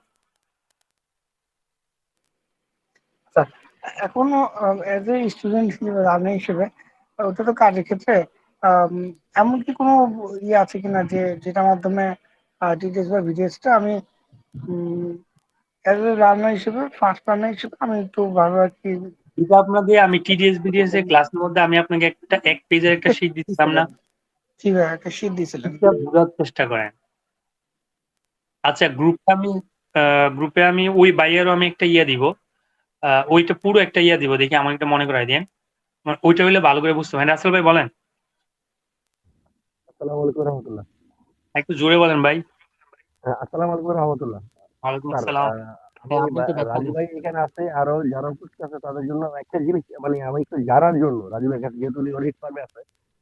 আহ, রাজু ভাই, মানে অডিট ফার্মে যখন আপনারা মানে একজন একটা প্রতিষ্ঠানের অ্যানুয়াল রিপোর্ট তৈরি করেন, মানে অডিট রিপোর্ট তৈরি করেন, ওইখানে কি মানে আপনার জন্য এক্সপেন্সের খাত, মানে খাতগুলি যে কাজ করেন ওটার ভিতরে কি ভ্যাট অন্তর্ভুক্ত মূল্য ধরে করেন? যদি ধরে নাও করেন তাহলে কি এরকম হয় যে আপনাদের এটা ভ্যাট অন্তর্ভুক্ত আছে কি না, এরকম করে প্রত্যয়নপত্র ইস্যু করতে হয় কিনা, এরকম কোনো আপনাদের অডিটের রিপোর্টের এরকম কোনো আইন আছে কিনা, যে মানে কিংবা এরকম প্রত্যয়নপত্র মানে দেওয়ার কোনো বিধান আছে কিনা, এটা যদি একটু জানান। আর বিজিএস এর ক্ষেত্রে রাজু ভাই, মানে আমি স্যারের সাথে করি স্যার, মানে আমি এখানে যথেষ্ট পরিমাণে স্যার অনেক ভিডিও আমি প্রায় সময় দেখি, স্যার আমার সাথে একটু আলোচনা করে, আমিও চেষ্টা করি মানে স্যারের কাছ থেকে অনেক কিছু জানার। আম, তো স্যারের এই যে বক্তব্যগুলি তার সাথে আমি একটু অ্যাড করি যে বিডিএস নিয়ে যে রাজু ভাই যে সমস্যাগুলি আছেন, আপনি বিডিএস এর একটা ভালো করে যদি বারবার পড়েন, টিডিএস এর জন্য তো স্যার যেটা বলছে এটা তো কোনো কথাই নেই, সে যে বেস্ট। আর বিদেশ নিয়ে বা আমাদের টিডিএস নিয়ে অনেক স্যার অনেক আমাদেরকে অনেকবার বলছে, প্রত্যেকটা ম্যাক্সিমাম এই উল্লেখ করে দিচ্ছে কোন কোন ধারায় কি কি আছে, মানে আমাদের অর্থ ট্যাক্স আইনে। আর বিডিএস এর ক্ষেত্রে রাজীব ভাই, আপনি বেশি বেশি করে বিদেশ ব্যবসাটা করবেন। তো ওই ক্ষেত্রে ওইটাই মানে ওইটার উপরে আর কোনো ভ্যাটাগুলোই নেই। তারপরে মানে এটা করলে আপনি অধিকাংশ সমস্যার সমাধানই পাবেন। ওইখানে অধিকাংশ মানে বর্তমানের এসআর গুলি আগের আইনের যে 91 সালের যে আইনটা ছিল ওটার ভিতরে মানে খুব বেশি বেশি পরিমাণ পরিবর্তন হইলো।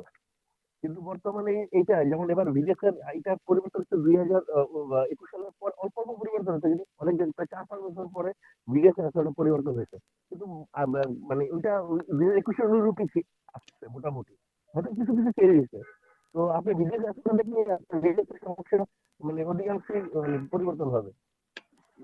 Thank you.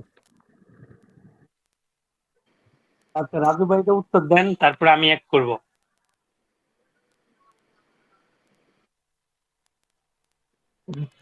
ভাইয়া সার্টিফিকেটের যে বিষয়টা বলছেন এটা আপনি একটু স্পষ্ট না, মানে আবার একটু কি বলতেন? বুঝি নাই ভাই।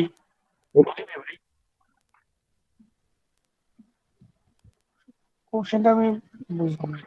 আচ্ছা, আমি এটা বলি, কোশ্চেনটা বুঝে পাই। রাজু হ্যাঁ, ভাইও রাজু ভাইও জানা হবে, আমি প্র্যাকটিক্যাল জিনিসটা বলি, রাসেল ভাইও বুঝবে। জি ভাই। যখন হচ্ছে যে সকল কোম্পানি হচ্ছে নন কমপ্লায়েন্স মানে টিডিএস বিডিএস কাটে না, ওদের জন্য কি করা হয়, ওই গ্রস আপ থেকে হচ্ছে ব্যাটটাকে বাদ দিয়ে ট্যাক্স ভ্যালুটা মানে বেস ভ্যালুটা ধরা হয়। এটার উদ্দেশ্য একটাই, ট্যাক্সের পরিমাণটা কম হওয়া। কিন্তু অ্যাসেসমেন্টে গেলে অনেক সময় ডিসিডি হচ্ছে এটা মেনে নেয় না, যে আপনি ব্যাসে ব্যাটটা বাদ দিচ্ছেন, মানে ধরেন আপনি এটা বিলটাকে বলতেছেন ব্যাট ইনক্লুসিভ, তাহলে ব্যাটটাকে আপনি বাদ দিয়ে বাকি যে অ্যামাউন্টটা থাকতেছে এটার উপর আপনি হচ্ছে টিডিএসটা অ্যাপ্লাই করতেছেন। তো সেক্ষেত্রে ধরেন ডিসিডির ক্ষেত্রে অনেক সময় মানে দুইটা নজরে পড়ে, আমি নিজেও একটা অ্যাসেসমেন্টে দেখছি। তো যখন কথা হচ্ছিল যে আমি ব্যাটটাকে বাদ দিয়ে আমি ইয়ে করতে গেলাম, যেহেতু আমার ট্যাক্সটা তখন কমে, যেহেতু 15% ওখানে গ্রস আপ থেকে বাদ হয়ে যাচ্ছে নেট বেল মানে বেস বেলও ধরে। তো সেক্ষেত্রে ওনার যুক্তি ছিল এরকম যে আপনি যেটা মানে ব্যাট যে দিছেন, মানে আপনি ব্যাট তো বাদ দিচ্ছেন বলতেছেন, ব্যাট যে দিছেন এটার প্রমাণ দেখান। তা আমার ধরেন ওই প্রতিষ্ঠান ব্যাট দেয় নাই আমি জানি, তো এখন যদি আমাকে বলে যে ব্যাট দিলে তাহলে বিডিএস চালানগুলো দেন আমাকে, আমার কিছু নমুনা দেখান, দেখানোর সুযোগ নাই। তো সেই ক্ষেত্রে দেখা যায় ওই অ্যাসেসমেন্টে মানে যেটা এফএস এ দেখানো হয়েছিল পিএল এ, ওইটাকেই বেস ভ্যালু ধরে টিডিএস কাটা হয়েছে। এবং যখন এটা বিডিএস কোনো কারণে অ্যাসেসমেন্টে যাচ্ছে, যেটা বিডিএস এর অ্যাসেসমেন্ট হয়, যেহেতু 147 এ টিডিএস এর অ্যাসেসমেন্ট হয়, তো সেখানে কিন্তু তারা আবার ওই যে এফএস এ দেখাইছে এটাকে কিন্তু বেস ভ্যালু ধরতেছে। তো তার মানে আপনি ক্যালকুলেশন করতে পারবেন, কিন্তু নজরে পড়লে মানে ওইটা ওই রকম হয় না। আর স্বাভাবিকভাবে হচ্ছে এটা একটা ইস্যু হয়ে যায় যখন শেষের দিকে হয়, কিন্তু আপনি শুরু থেকে যদি ব্যাড ট্যাক্স দিয়ে দেন তাহলে তো আর কোনো ইস্যু হচ্ছে না। আর এটা এটা এরকমই হয় ম্যাক্সিমাম, যে ওনারা বাদ দিয়ে আসলে ট্যাক্সটা গণনা করে, এই কারণে ট্যাক্স একটু কমে যায়, সেটা আসলে মেনে নেয় না। মানলে ভালো, না মানলে আবার নতুন করে ওটা করতে হয় আর কি। রাজু ভাই অ্যাড করা থাকলে করতে পারেন। না ভাইয়া, আপনি যেটা বলছেন সেটা ঠিক আছে। মূলত এটা বেশিরভাগ ক্ষেত্রে ডিজিটি ক্ষেত্রে বিষয়টা অনেক থাকে আর কি আসলে। আপনার যদি ফাঁক দিয়ে যাইতে পারেন যাওয়া যায়, কিন্তু ওনার নজর পড়লে উনি তো ধরে। এটা একটু ন্যায় বিষয়ের বিষয় তো এটা। হ্যাঁ, ওইটা মানে মানে অ্যান্সারটা হচ্ছে বলি, এটাই, মূলত এটা আমি যে বলি, মূলত এটা নেগোশিয়েবল এই। নেগোসিয়েশনের ক্ষেত্রেও আপনি একটা জিনিস খেয়াল রাখবেন, টিডিএস বিডিএস মানে স্পেশালি ট্যাক্সে গেলে টিডিএস এর ব্যাপারে কোনো ছাড় দেয় না কেউ। কারণ ধরেন একটা ডিসিটি রিস্ক নিবেই না, ও নাম্বার ওয়ান এনশিওর করবে টিডিএসটা ওকে আছে, তারপর বাকিগুলো ডিসকাশনের মধ্যে এমনি এমনি দেওয়া যায়। কিন্তু টিডিএস এর ক্ষেত্রে নো মানে ছাড়। কোনো ছাড় নাই। কোনো একটা বলে যে আপনি এটা যেখানে যান, আপিলে যান, ট্রাইব্যুনালে যান, হাইকোর্টে যান, টিডিএস আপনাকে দিতেই হবে, তারপর আপনি বাকি কথা হবে। তো সেক্ষেত্রে দেখা যায় অনেক কোম্পানি আগে দিয়ে দেওয়াটা বেটার, কারণ ওখানে তো আপনি 24 মাসে আবার 2% ফাইন, 1 মান্থ মানে প্রতি মাসে 24 প্রায় দ্বিগুণ হয়ে যায়। তো সেক্ষেত্রে বেটার হচ্ছে মেনটেন করা, আপনি না দিয়ে বাঁচতে পারতেছেন না, অ্যাসেসমেন্ট হবে না, যদিও অ্যাসেসমেন্ট হয় পরবর্তীতে আবার ফাইল রিওপেনও হইতে পারে, মানে এত সহজে বাঁচবেন না, এটা হচ্ছে এরকম একটা ব্যাপার। ওকে, এই বিষয়ে আর না বাড়াই, আর কোনো প্রশ্ন আছে কি? যে ভাইয়া, হ্যাঁ আহ, বল। আমি উইথ ওয়েল্ডিং নিয়ে একটু প্রশ্ন করতে চাচ্ছিলাম। জি বলেন। ওই ধরনের আপনি নতুন যে এটা শেয়ার করছেন, নতুন একটা ফাইল শেয়ার করছেন, ওইখানে যে আমাদের স্যালারির জন্য যে রিনিউয়াল যে আমরা রিপোর্ট দিছি জুন জুলাই থেকে জুনের 30 তারিখ পর্যন্ত গত বছর। তো ওইখানে যে প্রথমে যেটা আছে তিন নাম্বার, মানে যেটা যে শীটটা আছে, প্রথম শীট আছে, যাদের তিন নাম্বার আছে তাদেরটা পূরণ করবো নাকি, সবাই। যাদের তিন আছে? আচ্ছা, আমি একটা সহজ কথা বলি। আপনি হচ্ছে এটা কাজটা করতে গেলে আপনার হচ্ছে অডিট রিপোর্টে গিয়ে দেখবেন অ্যাডমিনিস্ট্রেটিভ স্যালারি কত দেখাইছে, এটা মিলাইতে হবে। তো সেই ক্ষেত্রে তো অ্যাডমিনিস্ট্রেটিভ স্যালারির মধ্যে যাদের টিন আছে তাদেরও দিচ্ছে, আর যাদের টিন নাই তারাও তো আছে। তো সেক্ষেত্রে আপনি যদি না মিলান, তখন তো ওখানে যখন এটা আবার ডিসিডির কাছে পরবর্তীতে যাবে, উনি দেখবে যে আপনার এখানে মানে খরচ নিয়ে একটা ইস্যু চলে আসবে, যে বলবে 108 ফর্মে অথবা সেপ্টেম্বর রিটার্ন আপনি দিচ্ছেন, ওখানে দেখাচ্ছেন মোট দিচ্ছেন এত টাকা, কিন্তু এফএসও চলে আসছে স্যালারি এত টাকা, তাহলে আপনি খরচ বেশি দেখাইছেন, ইনকাম কমাইছেন। তো এরকম যাওয়ার দরকার নাই। আপনার অ্যাডমিনিস্ট্রেটিভে যতগুলো স্টাফ আছে সবাইগুলো দেওয়া যায়, তবে যারা ট্যাক্স দিচ্ছে তাদেরটাও দেওয়া যায়, কিন্তু আপনি পুরোটা ওর সাথে মিলাই রাখবেন। ওই ক্ষেত্রে আর একটা একটা কলাম আছে তিন নাম্বার দেওয়ার, এছাড়াও যাদের তিন নাম্বার নাই আর তাদের নাই, তাদের ওদের নাই, ওদের ভ্যাকেন্সি থাকবে, খালি থাকবে। তাদের ভ্যাকেন্সি থাকবে। হুম। আহ, আচ্ছা, থ্যাংক ইউ ভাই। টিডিএস নিয়ে সেটা আমাকে গ্রুপেও একজনের কথা বলছিল, যে ওইটা ফাইলটা আসলে আমি দেখার সময় পাই নাই। উনি কি আছেন? আচ্ছা, নাই। মোটামুটি টিডিএস এর আজকে অন টিডিএস বিডিএস এর আলোচনা সবসময় চলবে, এমন প্রবলেম থাকবে, এটা কন্টিনিউ প্রসেস। এটা শেষ হয়ে গেলে আপনি এক্সপার্ট হন, এক্সপার্ট হয়ে গেলেও লাগবে। এক্সপার্টের পাশে একটা একটা বই থাকতে হয়। ঠিক আছে তাহলে। আচ্ছা। হ্যাঁ, হুম। বলেন। ওকে। টিডিএস যে সেটা এখন একটু আসে না, টিডিএস ভাইয়া ভাইয়া বলেন, রাসেল ভাই বলেন। রাজু ভাই, মানে আপনি তো এখন আসছেন না, তো মানে কি সুবিধা হবে স্যার, আপনার কাছে আমার একটা মানে ই করা আছে, আপনি একটা মানে করে রাখি। সেটা হচ্ছে যে স্যার, আজকে একটা অ্যানুয়াল রিপোর্ট আমার হাতে আসছে। আজকে না, গত 2-3 দিন যাবত আমার টেবিলে আছে একটা অন্য একটা প্রতিষ্ঠানে। এই একটা বিজিএস সংক্রান্ত ঝামেলার কারণে মানে আজকে আমার কাছে আমি দেখার সুযোগ পাইছি। তো ওইখানে কস্ট অফ সার্ভিস, প্রতিষ্ঠানটা আসলে সার্ভিস মানে সার্ভিস প্রোভাইডার। উনার কস্ট অফ সার্ভিসের ভিতরে স্যালারি মানে স্যালারি উনি মানে কস্ট অফ সার্ভিসের ভিতরে দেখাচ্ছে। আমরা সাধারণত অনেক ক্ষেত্রে দেখি যে স্যালারি অ্যালাউন্স আমরা ফ্যাক্টরি মানে ফ্যাক্টরি ওভারহেড কিংবা এডুকেশন এডুকেশন অ্যাডমিনিস্ট্রেশন ওইসব এক্সপেন্সের ভিতরে থাকে, আমরা মানে খেয়াল করছি কিংবা দেখছি। স্যার, কস্ট অফ সার্ভিস মানে কস্ট মানে এটা এই কস্ট অফ সার্ভিসের ভিতরে মানে দেওয়ার ক্ষেত্রে কি তার ট্যাক্সে মানে মানে কস্ট অফ সার্ভিসের উপরে যে টিডিএস আছে, এটা কি কমানোর জন্য এই ধরনের কিছু করা হয়, কিংবা স্যার আসলে এটা করার কারণটা কি, বা এটা কি আসতে না, পারে কিনা এটা মানে এটা আপনাকে বলি যে একটু মনোযোগ দেন সবাই। মানে আজকে প্রশ্নগুলো দারুণ হচ্ছে, সবাই শেখার সুযোগ হচ্ছে। সবসময় দেখবেন কাউকে, মানে যারা হচ্ছে কর্পোরেটে খুব সাকসেসফুল, ওদেরকে বলা হয় কি উনি ওই ইন্ডাস্ট্রিতে এক্সপার্ট। এই জিনিসটা আপনি যদি কর্পোরেট বড় বড় পার্সন দেখেন, যে উনি ম্যানুফ্যাকচারিং এক্সপার্ট, উনি রিয়েল এস্টেট এক্সপার্ট, উনি সার্ভিস এক্সপার্ট, উনি টেলিকম এক্সপার্ট। তো আপনার যে ব্যাপারটা, এটা হচ্ছে বিজনেস অনুসারে ভেরি করে। ম্যানুফ্যাকচারিং এ এক ধরনের ট্রিটমেন্ট, আর আপনি যেটা সার্ভিস বলতেছেন এটা এক ধরনের ট্রিটমেন্ট। কারণ এখানে কস্ট অফ গুডস সোল্ড এমনও প্রতিষ্ঠান আছে ক্যাটাগরি আলাদার কারণে, ওখানে দেখা যায় আসলে কোনো ম্যানুফ্যাকচারিং এর বা ওইরকম কোনো কিছু নাই। তো সার্ভিসের ক্ষেত্রে ম্যাক্সিমাম এরকম হয়। তো এটা যদি ওনারা সার্ভিস প্রতিষ্ঠান হয়, ওনারা না কোথাও তো হচ্ছে স্যালারি দেখাবে, আর সেটা ফ্যাক্টরি তো আন্ডার, যেখানে প্রোডাকশন নাই ওইটা যাবেই না। তুমি যে জায়গায় দেখাক, ওখানে যদি স্যালারি শো আসে, ওনারা যখন উইথহোল্ডিং করবে ওখানে টিডিএস কাটবে, সেটা অবশ্যই দেখাবে। কারণ টিডিএস কারো না কারো তো কাটা ছাড়া সম্ভব না। ওই প্রতিষ্ঠানে কেউ না কেউ তো টিডিএস অ্যাপ্লিকেবল জায়গায় গেছে, তার মানে এটা অবশ্যই যাবে। আর এটা হচ্ছে কস্ট অফ গুডস কি হবে, এটা পুরোটা হচ্ছে বিজনেসের উপর নির্ভর করে। তাই আপনার আমি টিডিএস বিডিএস এর ব্যাপারে কথা যেহেতু আসছে, এটা আরো একটা কথা অ্যাড করা যায়। আপনি কখনোই হচ্ছে, আপনি চাইলে কি বাংলাদেশে ধরেন বা বিশ্বে ধরেন 8-10 3-4 হাজারের উপর ধরনের বিজনেস আছে, আপনি কি সবগুলো জিনিস মাথায় নিয়ে ঘুরতে পারবেন? আপনি জাস্ট একটা ফাইন্ড আউট করার একটা জায়গা করতে পারবেন। তো আপনি যে ইন্ডাস্ট্রি নিয়ে কাজ করেন ওইটা নিয়ে আপনি এক্সপার্ট হবেন, এটা নর্মাল। ডিফারেন্ট ইন্ডাস্ট্রিতে গেলে ওইটার স্কিলটা কাজে আসবে, তারপর ওইটা শিখতে হবে। এটা হচ্ছে এরকম একটা অবস্থা। তেমনি কস্ট অফ গুডস হলে এক একটা প্রতিষ্ঠানের এক এক রকম হবে, এটা কোনো ইস্যু না।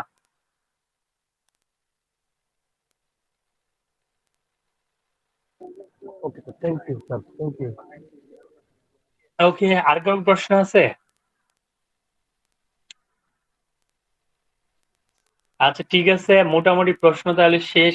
ক্লাস মোটামুটি আরেকটা ক্লাস আছে, এটা কখন নিব আমি জানাবো। ভাই উইথ হোল্ডিং ট্যাক্স রিটার্নে ওই যে স্কেডিউল সি একটা আছে না, ওটা কি দেওয়া লাগবে এই মাসে? শিডিউল সিটি কি সি, ছিল? সিটি ওই যে স্যালারিটা ছিল মানে প্রত্যেক মাসের আগে যখন দিতাম ওই মাসের স্যালারি কারো ট্যাক্স কাটছে হ্যাঁ ওইটা কিনা। দেন, ওইটা রাখেন, সমস্যা নেই, ওটা তো আচ্ছা, থাকবে একটা হিসেবে একটা, ওটা তো কম্পালসারি পার্ট। হ্যাঁ ওটাও আপনি যে নতুনটা দিয়েছিলেন ওটাতে ওই ইয়েটা ছিল না, শীটটা ছিল না। ওইটা এই ছিল অ্যাটাচ করে দুই। নিয়েন, কারণ আমি হ্যাঁ আমার হ্যাঁ। তো ওইটাতে, কারণ আপনার যদি টিডিএস কেটে থাকে মানে স্যালারির উপর, তাহলে অবশ্যই অ্যাটাচ করবেন আচ্ছা ওইটা। আচ্ছা ঠিক আছে, হ্যাঁ হ্যাঁ আমি অনেক ওটাই তো প্রতিষ্ঠানে দেখতেছি। কাটে না তো, বা ওই রকম হয়তো পরে দেয়, তো তাদের ক্ষেত্রে হচ্ছে ওই মাসে হয়তো রাখে না, পরের মাসে দেয় এরকম, কিন্তু আপনি অবশ্যই অ্যাটাচ করবেন। ঠিক আছে ভাই, থ্যাংক ইউ। আসসালামু আলাইকুম ভাই। ওয়ালাইকুম আসসালাম। ভাই, হ্যাঁ, ওকে ওই ভাই, বলেন। জনি স্টক কোম্পানির রিটার্ন সাবমিটের বিষয়ের জন্য কোন বইটা ভালো হবে ভাই? কোনো বই নাই ভাই, স্পেসিফিক একটা বইয়ের আমি দুইটা বই বলতে পারবো না, মানে ট্যাক্স ব্যাটে এরকম বই ফয় হয় নাই। তো এই না, মোটামুটি আপনার হচ্ছে, মানে আর জিএসটি যেটা জনি স্টক কোম্পানিদের রিটার্ন সাবমিট সেটার কথা বলছি আমি। ভাই আরজিএসটি আপনি বলতেছেন, আমি কোম্পানির কথা বলতেছি। কোম্পানি একটা সব কথা কোম্পানি, বলতেছে। সব কোম্পানি তো তার মধ্যে নিবন্ধিত, আরজিএসটির মধ্যে নিবন্ধিত। আচ্ছা আপনি যেটা বলতেছেন ওইটার রিটার্ন সম্পর্কে হচ্ছে ওই রকম অ্যাভেলেবল রিসোর্স নাই। যদি কেউ কাজ করে তাহলে তার থেকে দেখতে পারেন, একটু জেনে নিতে পারেন, কারণ ওইটা এত ডিফিকাল্ট না, আবার অ্যাভেলেবলও না। মানে মানুষ সহজ কাজটা সবাই বেশি পারে, কোডিং কাজটা মানে একটু কম পারে। তো সেটা রিলেটেড কাউকে পেয়ে, সেটা হচ্ছে আপনার যেটা যেটা আরজিএসটি মানে অনেকগুলো কমপ্লেন্স মানতে হয়, এটা নিয়ে আমার একটা কাজ করার ইচ্ছা ছিল, আর মানে আমি সময় পাই নাই। আচ্ছা যদি আমি পরবর্তী ইনশাআল্লাহ তো কোনো ব্যাচ রান করব, ওই পার্টটা হয়তো থাকতে পারে, তাহলে আমি তো আপনাদের, যেহেতু গ্রুপে থাকবেন, যদি কোনো ক্লাস আমার মনে হয় যে আপনাদেরও জানা দরকার, তাহলে ওই ক্লাসে হয়তো আমি শেয়ার করবো লিঙ্ক। যেমন আমার নেক্সট প্ল্যানিং আছে, ওই একজন যে বলছিল পিএলটা থেকে শুরু করে মানে এফএস পুরোপুরি প্ল্যানিং করা, তো যদি সেকেন্ড বেস সাকসেসফুল ইনশাআল্লাহ রান হয়, তো ওইটা 5টা ক্লাস থাকার একটা প্ল্যান আছে। তো তখন তখন ওই ক্লাসগুলোতে আপনাদেরকে ইনক্লুড করব, মানে নতুন যদি কোনো কিছু হয়, মানে ওই ক্লাসে হয়তো লিঙ্ক দিতে পারি, এরকম প্ল্যানিং আছে। তো আরজিএসটি নিয়ে আসলে আমি পূর্ণাঙ্গ কাজ, মানে একটা আমি গেছিলাম যে সবগুলো স্টাডিতে, আসলে পরে আমি মাঝখানে আটকে গেছি। এটা হয়তো ইনশাল্লাহ পরবর্তীতে জানতে পারবেন কানেক্টেড থাকলে। আচ্ছা, বিডা বিডা কথা আচ্ছা, শুনি ভাই, বিডাটা কি আসলে? বুঝি না। বিডা বিডা বিডা বিআইডিএ যেটা, বিডা, এটা বাংলাদেশ রিটার্ন নাম কি আলাদা? বাংলাদেশ বিডা ইনভেস্টমেন্ট আমি, ডেভেলপমেন্ট অথরিটি এটা। যদি কোনো হ্যাঁ মানে ইনভেস্টমেন্ট বিডার বলতে আপনার করেন ওইটাতে স্পেসিফিক এটা করে আসবে। বলতে হবে যে বিডার কার্যক্রম তো অনেক, মানে আপনি কোন ধরনের প্রবলেম ফেস করতেছেন।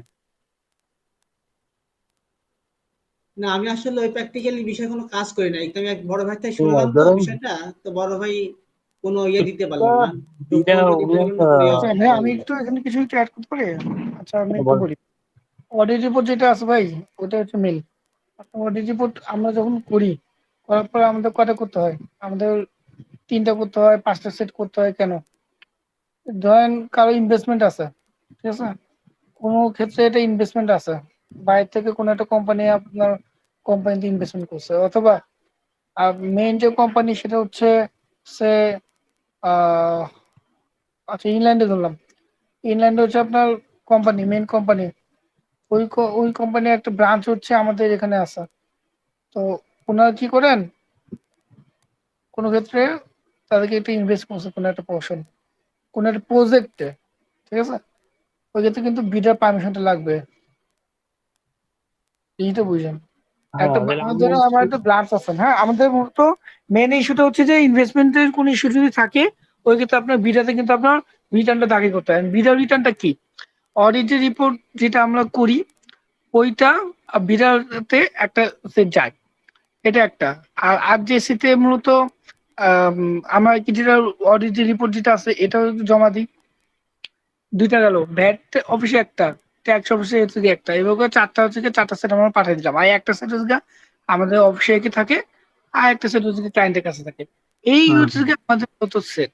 আর আরজেসি যে কথাটা বললেন ভাইয়া, আরজেসি রিটার্ন যে ফাইলিং যে একটা প্রসেস, সেটা হচ্ছে আম, এম জে আবেদিন বা কেডনো ওনারা এটা একটা কোর্স ছিলেন।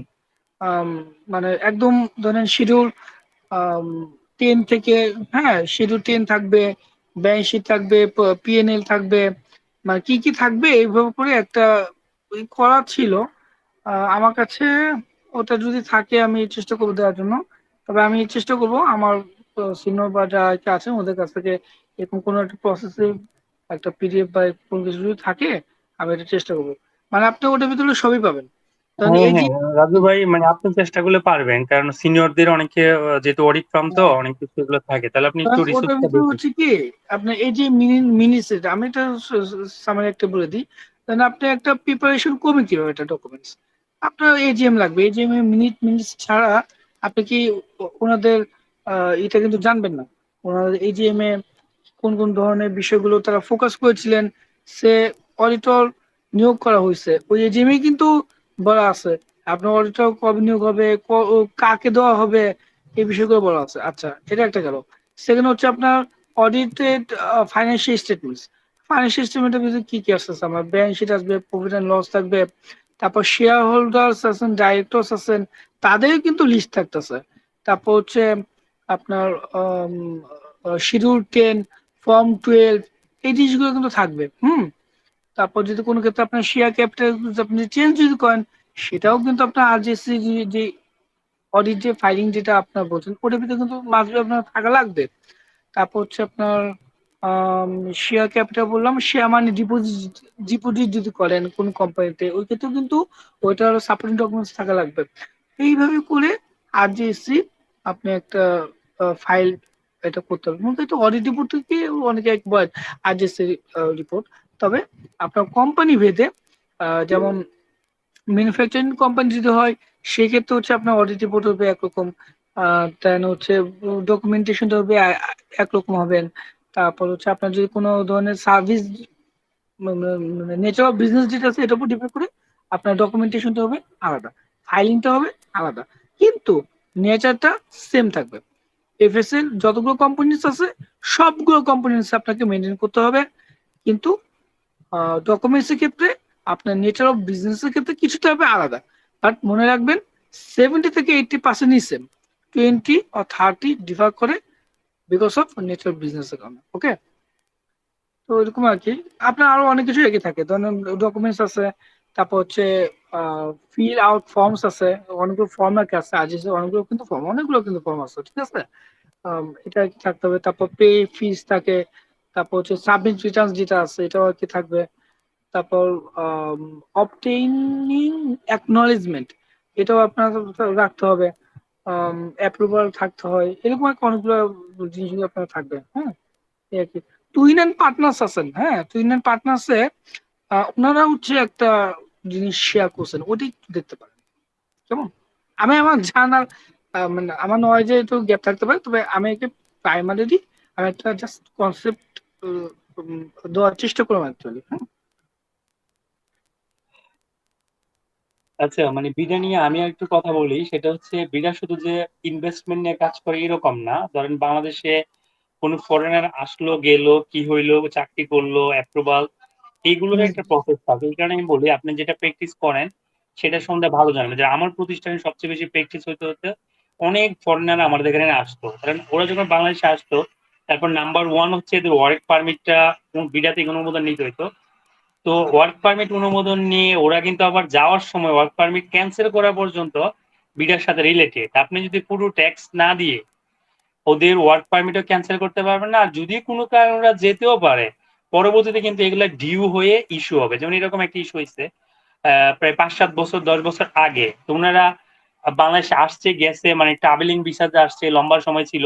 কারণ এটা খেয়াল রাখবেন, ডিপারচার আর হচ্ছে গিয়ে সেটা মানে এন্ট্রি, এই দুইটা জিনিস খুবই যেহেতু বাংলাদেশে আসা যাওয়ার রেকর্ড থাকে। তো দেখা যায় ৫-৭ বছর বা তার ৮-১০ বছর পরে গিয়ে ওনারা চেক করলো যে ওই পারসন এতবার এই সময় হচ্ছে আসা যাওয়া করছে, কিন্তু উনারা ট্যাক্স রিটার্নটা দেয় নাই। তো কি করলো? একদম বিরাট অঙ্কের ফাইন সহ উনাকে ট্যাক্স ক্লেম করলো। এখন এই পারসন ফরেনার যখন মানে কি বলে এয়ারপোর্টে গেল, ওখানে কিন্তু তাকে আটকায় দেওয়া হইলো যে বাংলাদেশে থাকা, এটা আমার একদম প্র্যাকটিক্যাল এক্সপিরিয়েন্স। বাংলাদেশে উনি সব ট্যাক্স লাইবিলিটি শেষ করে তারপর সে মানে এক্সিটের সুযোগ পাবে। তো এটা কিন্তু অনেক স্ট্রিক্টলি, যদি আপনার এখানে ফরেনার থাকে বা ফরেন ইনভেস্টমেন্ট থাকে, এগুলো মানে করা, কারণ ১০ বছর পর হলে আপনি ধরা পড়লে সবগুলা ফাইন টাইন সহ হাবিজাবি সবগুলো দিয়ে সাবার করাবে। আচ্ছা, রাসেল ভাই কি বলতে চাচ্ছেন যেন? স্যার মানে আলোচনাগুলি খুবই প্রাণবন্ত স্যার এই গ্রুপের মাধ্যমে, মানে বা যারা নতুন আমার মতো আর কি, যে হয়তো বা আমি মনে হয় নতুন, মোটামুটি সবাই মোটামুটি একটা একটা মধ্যে কাজ করছে এখান থেকে, যা যতটুকু প্রথম ক্লাস থেকে আমাদের ক্লাস শেষের দিকে, যে সবাইকে ধন্যবাদ যে মানে একসাথে আমরা ক্লাস করার সুযোগ পাইছি স্যার। আপনি প্রচন্ড পরিমাণে বা সবকিছু ডিটেলস, মানে আমি ভ্যাট নিয়ে অনেক জায়গায়, মানে এর আগে আমি ৫-৬টা মানে সেশন করছি, অনেক আগে থেকে করছি। প্রথম সেশন করছি বোধহয় আজ থেকে ১০ বছর আগে। তো ১০ বছর পরে আইসা ট্যাক্সের প্রথম ক্লাসই করছি আমি। মোটামুটি এখান থেকে অনেক উপকৃত হয়েছে আমার মতো মনে হয়। অধিকাংশ লোকই মানে আমি নিশ্চিত যে এখান থেকে তারা অনেক কিছু জানছে। এবং এখন এই যে ডিটেলস আলোচনাগুলির মাধ্যমে এই এই যে নতুন নতুন যে জিনিসগুলি, এগুলি হয়তো বা মানে এখানে না জয়েন করলে হয়তো কখনো জানা হইতো না কিংবা আগ্রহ হইতো না। তো এই জন্য ধন্যবাদ। তো আমার স্যার একটা কোশ্চেন ছিল এইটা যে স্যার আমরা লিজ মানে লিজ প্রপার্টি, মানে এনুয়াল রিপোর্টে যে লিজ প্রপার্টিটা থাকে, এটা যদি স্যার প্রতি বছর কেউ ঋণাত্মক দেখায়, তাহলে স্যার মানে এইটার এইটার কি স্যার, মানে এটার সমাধান কি?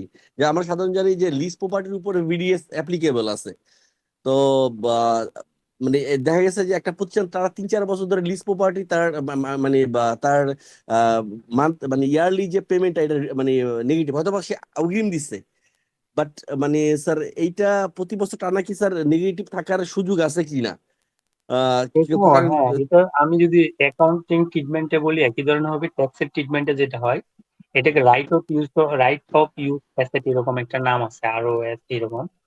তো এটা যেটা অ্যাকাউন্টিং এ খরচ হিসাবে দেখা দেবে, আপনি অ্যাডভান্স দেন যাই দেন, এটা তো মানে অ্যাকাউন্ট যেমন ডেপ্রিসিয়েশন কে অ্যামorটাইজ করা হয়, মানে কি বলে অ্যাসেট কে যেটা ডেপ্রিসিয়েশন নেওয়া হয়, ওইটা কি হচ্ছে যদি ১০ বছরের জন্য টাকা দিয়েও দেয়, তাহলে এফএসএ হচ্ছে এটা মানে ইয়ারে ভাগ করে দিয়ে ওখানে দেখানো হয়, মানে অ্যাকাউন্টিং ট্রিটমেন্ট।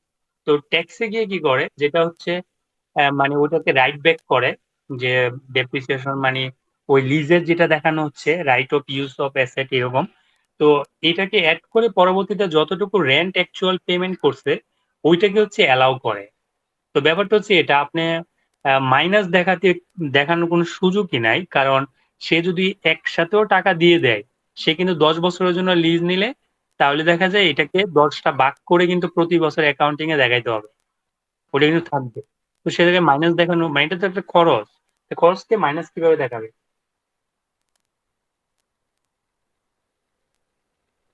কারণ অ্যাসেট যখন আপনি ধরেন কিনছেন, তখন তো হচ্ছে অ্যাসেট, এটা অ্যাসেট।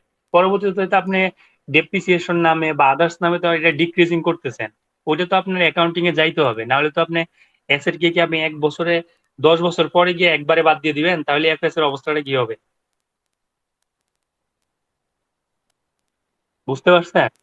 স্যার, স্যার বুঝতে পারছি sir, clear sir. Sir thank you sir. মানে এইটা মানে মানে এই বিষয়গুলি স্যার, মানে যারা সামনে আরো কাজ করবে, মানে বা আমরা যারা কাজ করব স্যার, এইসব জিনিসগুলি মানে অডিটে খুব বেশি স্যার মানে জ্বালাতন করবে। মানে এটা আমি যারা কাজ করে, অলরেডি কাজ করে, তারা তো তারা বিজ্ঞ আছে, তারা তো জানেই। কিংবা যারা আমাদের মানে আমার মতো তারা আরো ভালো মানে সামনে এই এই ধরনের মানে বাধার সম্মুখীন হবে। স্যার ধন্যবাদ স্যার, মানে বিষয়টা পরিষ্কার মানে বোঝা গেছে। আচ্ছা, হ্যাঁ, এখন হচ্ছে আহ, ওই যে আরজিএসসি বিষয় নিয়ে একদম ভাই একটু বলছিলেন না, আমি একটু বলি আপনাকে। আরজিএসসি আমি একটু ধারণা দিচ্ছেন। আরজিএসসি যে বিষয়টা বলছেন সেটা হচ্ছে মূলত আরজিএসসি রিটার্ন যে ফাইলটা আছে, সেখানে স্ট্যাটিউটরি মানে আমাদের যে অডিটের রিপোর্ট থাকে সেটাও থাকে, ডকুমেন্টসও থাকে, ফর্মসও থাকে। এই সব কিছু মিলিয়ে হচ্ছে ফাইলিং। আচ্ছা, এখন একটা বিষয়, যখন আপনার এজিএমটা যখন হয়ে যাবে, একটা কোম্পানির এজিএম পিএলসি কোম্পানি ওদের বাধ্যতামূলক, কেমন? তো যখন একটা এজিএমটা যখন হয়ে যাবে তখন কিন্তু আপনাকে ওই এজিএম হওয়ার 21 দিনের ভিতরে, ঠিক আছে, 21 দিনের ভিতরে আরজিএসি কে জানাতে হবে যে ভাই আমাদের কিন্তু এজিএমটা হয়েছে, আমাদের লিস্ট অফ ডাইরেক্টরস হচ্ছে এটা, শেয়ার হোল্ডার্স হচ্ছে এতজন, সেক্রেটারি হচ্ছে এতজন, কেমন? তারপর হচ্ছে আপনার কোম্পানির আপনার রেজিস্ট্রেড যে অফিস অ্যাড্রেসটা আছে সেটাও জানাতে হয়, শেয়ার হোল্ডিং স্ট্রাকচার আছে, পেড আপ এন্ড অথরাইজড যে ক্যাপিটাল আছে এটাও কিন্তু আমাদের জানতে হয়। যদি কোনো কারণে যদি চেঞ্জ হয় সেটাও আপনাকে জানাতে হবে। এটা কিন্তু গেল আপনার একটা ফাইলিং। আপনি যদি কোনো ক্ষেত্রে ডাইরেক্টরস কোন ক্ষেত্রে যদি চেঞ্জ হয়, শেয়ার হোল্ডার যদি চেঞ্জ হয়, সেক্রেটারি যদি চেঞ্জ হয়, তারপর পেড অফ ক্যাপিটাল বা অথরাইজ ক্যাপিটাল এগুলো যদি চেঞ্জ হয়, বা কোনো কারণে দেখা গেল আপনার যে অফিসিয়াল যে অ্যাড্রেসটা রয়েছে, রেজিস্টার্ড যেটা আছে, রেজিস্টার্ড অফিসিয়াল যে অ্যাড্রেসটা আছে সেটা কোনো কারণে চেঞ্জ হয়ে গেছে, তো আপনি কি করবেন? আরজিসি কে জানতে হবে। কেন ভাই? কারণ আরজিসির কাছ থেকে আপনি কি নিছেন? আপনি লাইসেন্স নিছেন, বিজনেস করার পারমিশন নিচ্ছেন। তো যিনি অভিভাবক তাকে তো মাঝে জানাতেই হবে যে আমি এই জিনিসটা চেঞ্জ করছি, বা আমার ডাইরেক্টরস চেঞ্জ হয়েছে, আমার ডাইরেক্টরস কিন্তু বাড়াইছি বা ডাইরেক্টরস কমাইছি, আমাদের চেঞ্জ আসছে। তারপর হচ্ছে আমাদের ক্যাপিটাল যেটা আছে জিনিসটা চেঞ্জ আসছে। তো এই জিনিসগুলো মূলত এজিএম এ হয়। তো এজিএম এ যখন হবে তো এজিএম এ 21 দিনের ভিতরে আপনাকে এই জিনিসটা ফাইলিং করে দিয়ে দিতে হবে। এটা হচ্ছে আপনার একটা ফাইলিং, কেমন? আরেকটা হচ্ছে যে আবার এরকম অনেকগুলো ফাইলিং আছে ভাইয়া, ওনার কথাটা ঠিক আছে, ডিফারেন্ট ভেরিয়াস ফাইলিং আছে। ধরেন শেয়ার অ্যালটমেন্ট আপনি করছেন, শেয়ার অ্যালটমেন্ট যখন হয়ে গেছে, ওই ক্ষেত্রে যখন নিউ শেয়ার আপনি ইস্যু করবেন তখন কি করবেন? তবে অবশ্যই অবশ্যই অবশ্যই আপনাকে শেয়ার অ্যালটমেন্ট করতে হচ্ছে, এবং এই শেয়ার অ্যালটমেন্টের জন্য আর যে সেটা আপনাকে রিটার্ন ফাইল করতে হবে। আচ্ছা, তাহলে এখানে কি কি করতে হবে? এইখানে আমার ডকুমেন্টেশনটা কি হইতে পারে? এখানে হবে আপনার নাম্বার অফ শেয়ার অ্যালোটস, মানে অ্যালোটেড আর কি, যে আপনার কতগুলো কি শেয়ার কি অ্যালটমেন্ট করছেন। তারপর আপডেট শেয়ার হোল্ডার লিস্ট, যেমন আপনি শেয়ার অ্যালটমেন্ট যখন করছেন তখন যদি আপনার কি হয়েছে, শেয়ার হোল্ডার কি আপনার আপডেট হয়ে গেছে, ওই লিস্টটা আপনাকে দিতে হবে। দেন শেয়ার হোল্ডার কি করেন, আপনাকে পে ক্যাপিটালটা কিন্তু পেড আপ করে দেন। আহ, যখন আর কি অ্যাডমিটটা হয়ে যায় তারপর কিন্তু শেয়ারের জন্য টাকাটা পেড করে দেয়। তো আপনাকে ওই ব্যাংক ডিটেলস যেটা আছে, ব্যাংক স্টেটমেন্ট যেটা আছে ওটা দিতে হবে যে আমার এই ব্যাংকে এতগুলো শেয়ার হোল্ডার এত পরিমাণে পেড আপ ক্যাপিটাল তারা করেছেন, ঠিক আছে। তারপরে হচ্ছে আপনার রেশিও যেটা আছে ওনাকে কিন্তু আবার উল্লেখ করে দিতে হয় যে আমার এই শেয়ার। তো সেখানে টাইম বাউন্ড দেওয়ার মতো, দেওয়ার কোনো ধরনের, যত পারে আর 1 ঘন্টা করুক। স্যার জিনিসটা আসলে কি যে মানে জানা হচ্ছে স্যার, মানে এই এই বিষয়গুলি নিয়ে অদ্ভুত সত্য কথা যে মানে অফিসে কিন্তু কেউ শেয়ার করবে না, মানে করে না। আমি জানি না যে হয়তো বা মানে যে আমি অনেকের কাছেই শুনি যে মানে হয় না, আমি নিজেও এটার মানে ভুক্তভোগী যে অধিকাংশ জিনিসগুলি মানে কেউ শেয়ার করতে চায় না, মানে বলতে চায় না। তো এইখানে যে অনেক কিছু আলোচনা হয় যেগুলি আসলে মানে এখন খুব রাতুল ক্লোজ ভাই না মূল থাকলে কথা সম্ভব হয় হচ্ছে না। এখন সেকেন্ড বেচে মানে স্টুডেন্ট পাবো কিনা আমি টেনশন আছে। স্যার মানে স্টুডেন্ট মানে স্টুডেন্ট হবে, স্টুডেন্ট এখন হবে। আমি ভয়ে আছি যে সেকেন্ড বেচে সার্কুলার দিব না দিব না। দিবেন না কেন স্যার? অবশ্যই দিবেন। মানে হবে না কেন? স্টুডেন্ট হবে স্যার, ইনশাল্লাহ স্টুডেন্ট রাজু হবে। ভাই চলে আসছে, রাজু ভাই এবার অনেক সময় পাবে, এবার বলুক আমরা শুনি। আর ভাই আচ্ছা, আচ্ছা যেটা বলতেছিলাম মূলত মেইন যেটা হচ্ছে সেটা হচ্ছে আমি একটা কোম্পানি বেসিসে আমি যদি স্টার্ট করি, আমার বুদ্ধি থাকতে পারে। ফার্স্ট অফ অল আমি একটু বলে দিবেন, ক্ষমা সুন্দর দৃষ্টিতে দেখবেন, আমার যেটা নলেজ আছে লিমিটেড নলেজ আমি ওদেরকে বলার চেষ্টা করছি। ওকে, জাস্ট আমি একটা কনসেপ্ট দেওয়ার চেষ্টা করতেছি। ফার্স্ট অফ অল আপনার জন্য কোন একটা কোম্পানির যখন দাঁড় করানো হবে ওই ক্ষেত্রে হচ্ছে আমাদের কি কি প্রয়োজন হয়। ফার্স্ট অফ অল মেইন হেডেকে কিন্তু থাকতেছে আমাদের এজিএমটা, যে আমার এজিএমটা কম করবো, এজিএমটা কম করবো, কারণ এজিএমটা করা মানে হচ্ছে যে ওনার কোম্পানির খুব বড় ধরনের একটা আহ, বিষয়কে হ্যান্ডেল করা। এখন এজিএম এর যে বিষয়টা আছে, আমি এজিএম থেকে শুরু করি। এজিএমটা কোথায় বলা আছে? এজিএমটা মূলত বলা আছে সেকশন 81-এ, হ্যাঁ, কোম্পানি অ্যাক্ট 1994 এর সেকশন 81-এ এজিএম এর বিষয় বলা আছে। তো আপনি যখন আরজিএসসি কিছু, তারপর কোম্পানি অ্যাক্ট 1994-এ কিন্তু কিছুটা নির্দেশনা একটা আছে। আপনার কি কি ধরনের নির্দেশনা আছে? যেমন একটা এজিএম যখন হবে তখন একটা এজিএম থেকে, মানে একটা এজিএম অন্য ব্যক্তির কোনো মাসে বেশি হতে পারবে না। ঠিক আছে, একটা এজিএম থেকে আরেকটা যে এজিএমটা হবে সেটা কখনো 15 মাসে বেশি হতে হবে না, কারণ আপনার আহ ইস- আর বিজনেসটা যখন আপনি স্টার্ট করবেন, আচ্ছা আমি কি অডিবল? হ্যাঁ, আচ্ছা।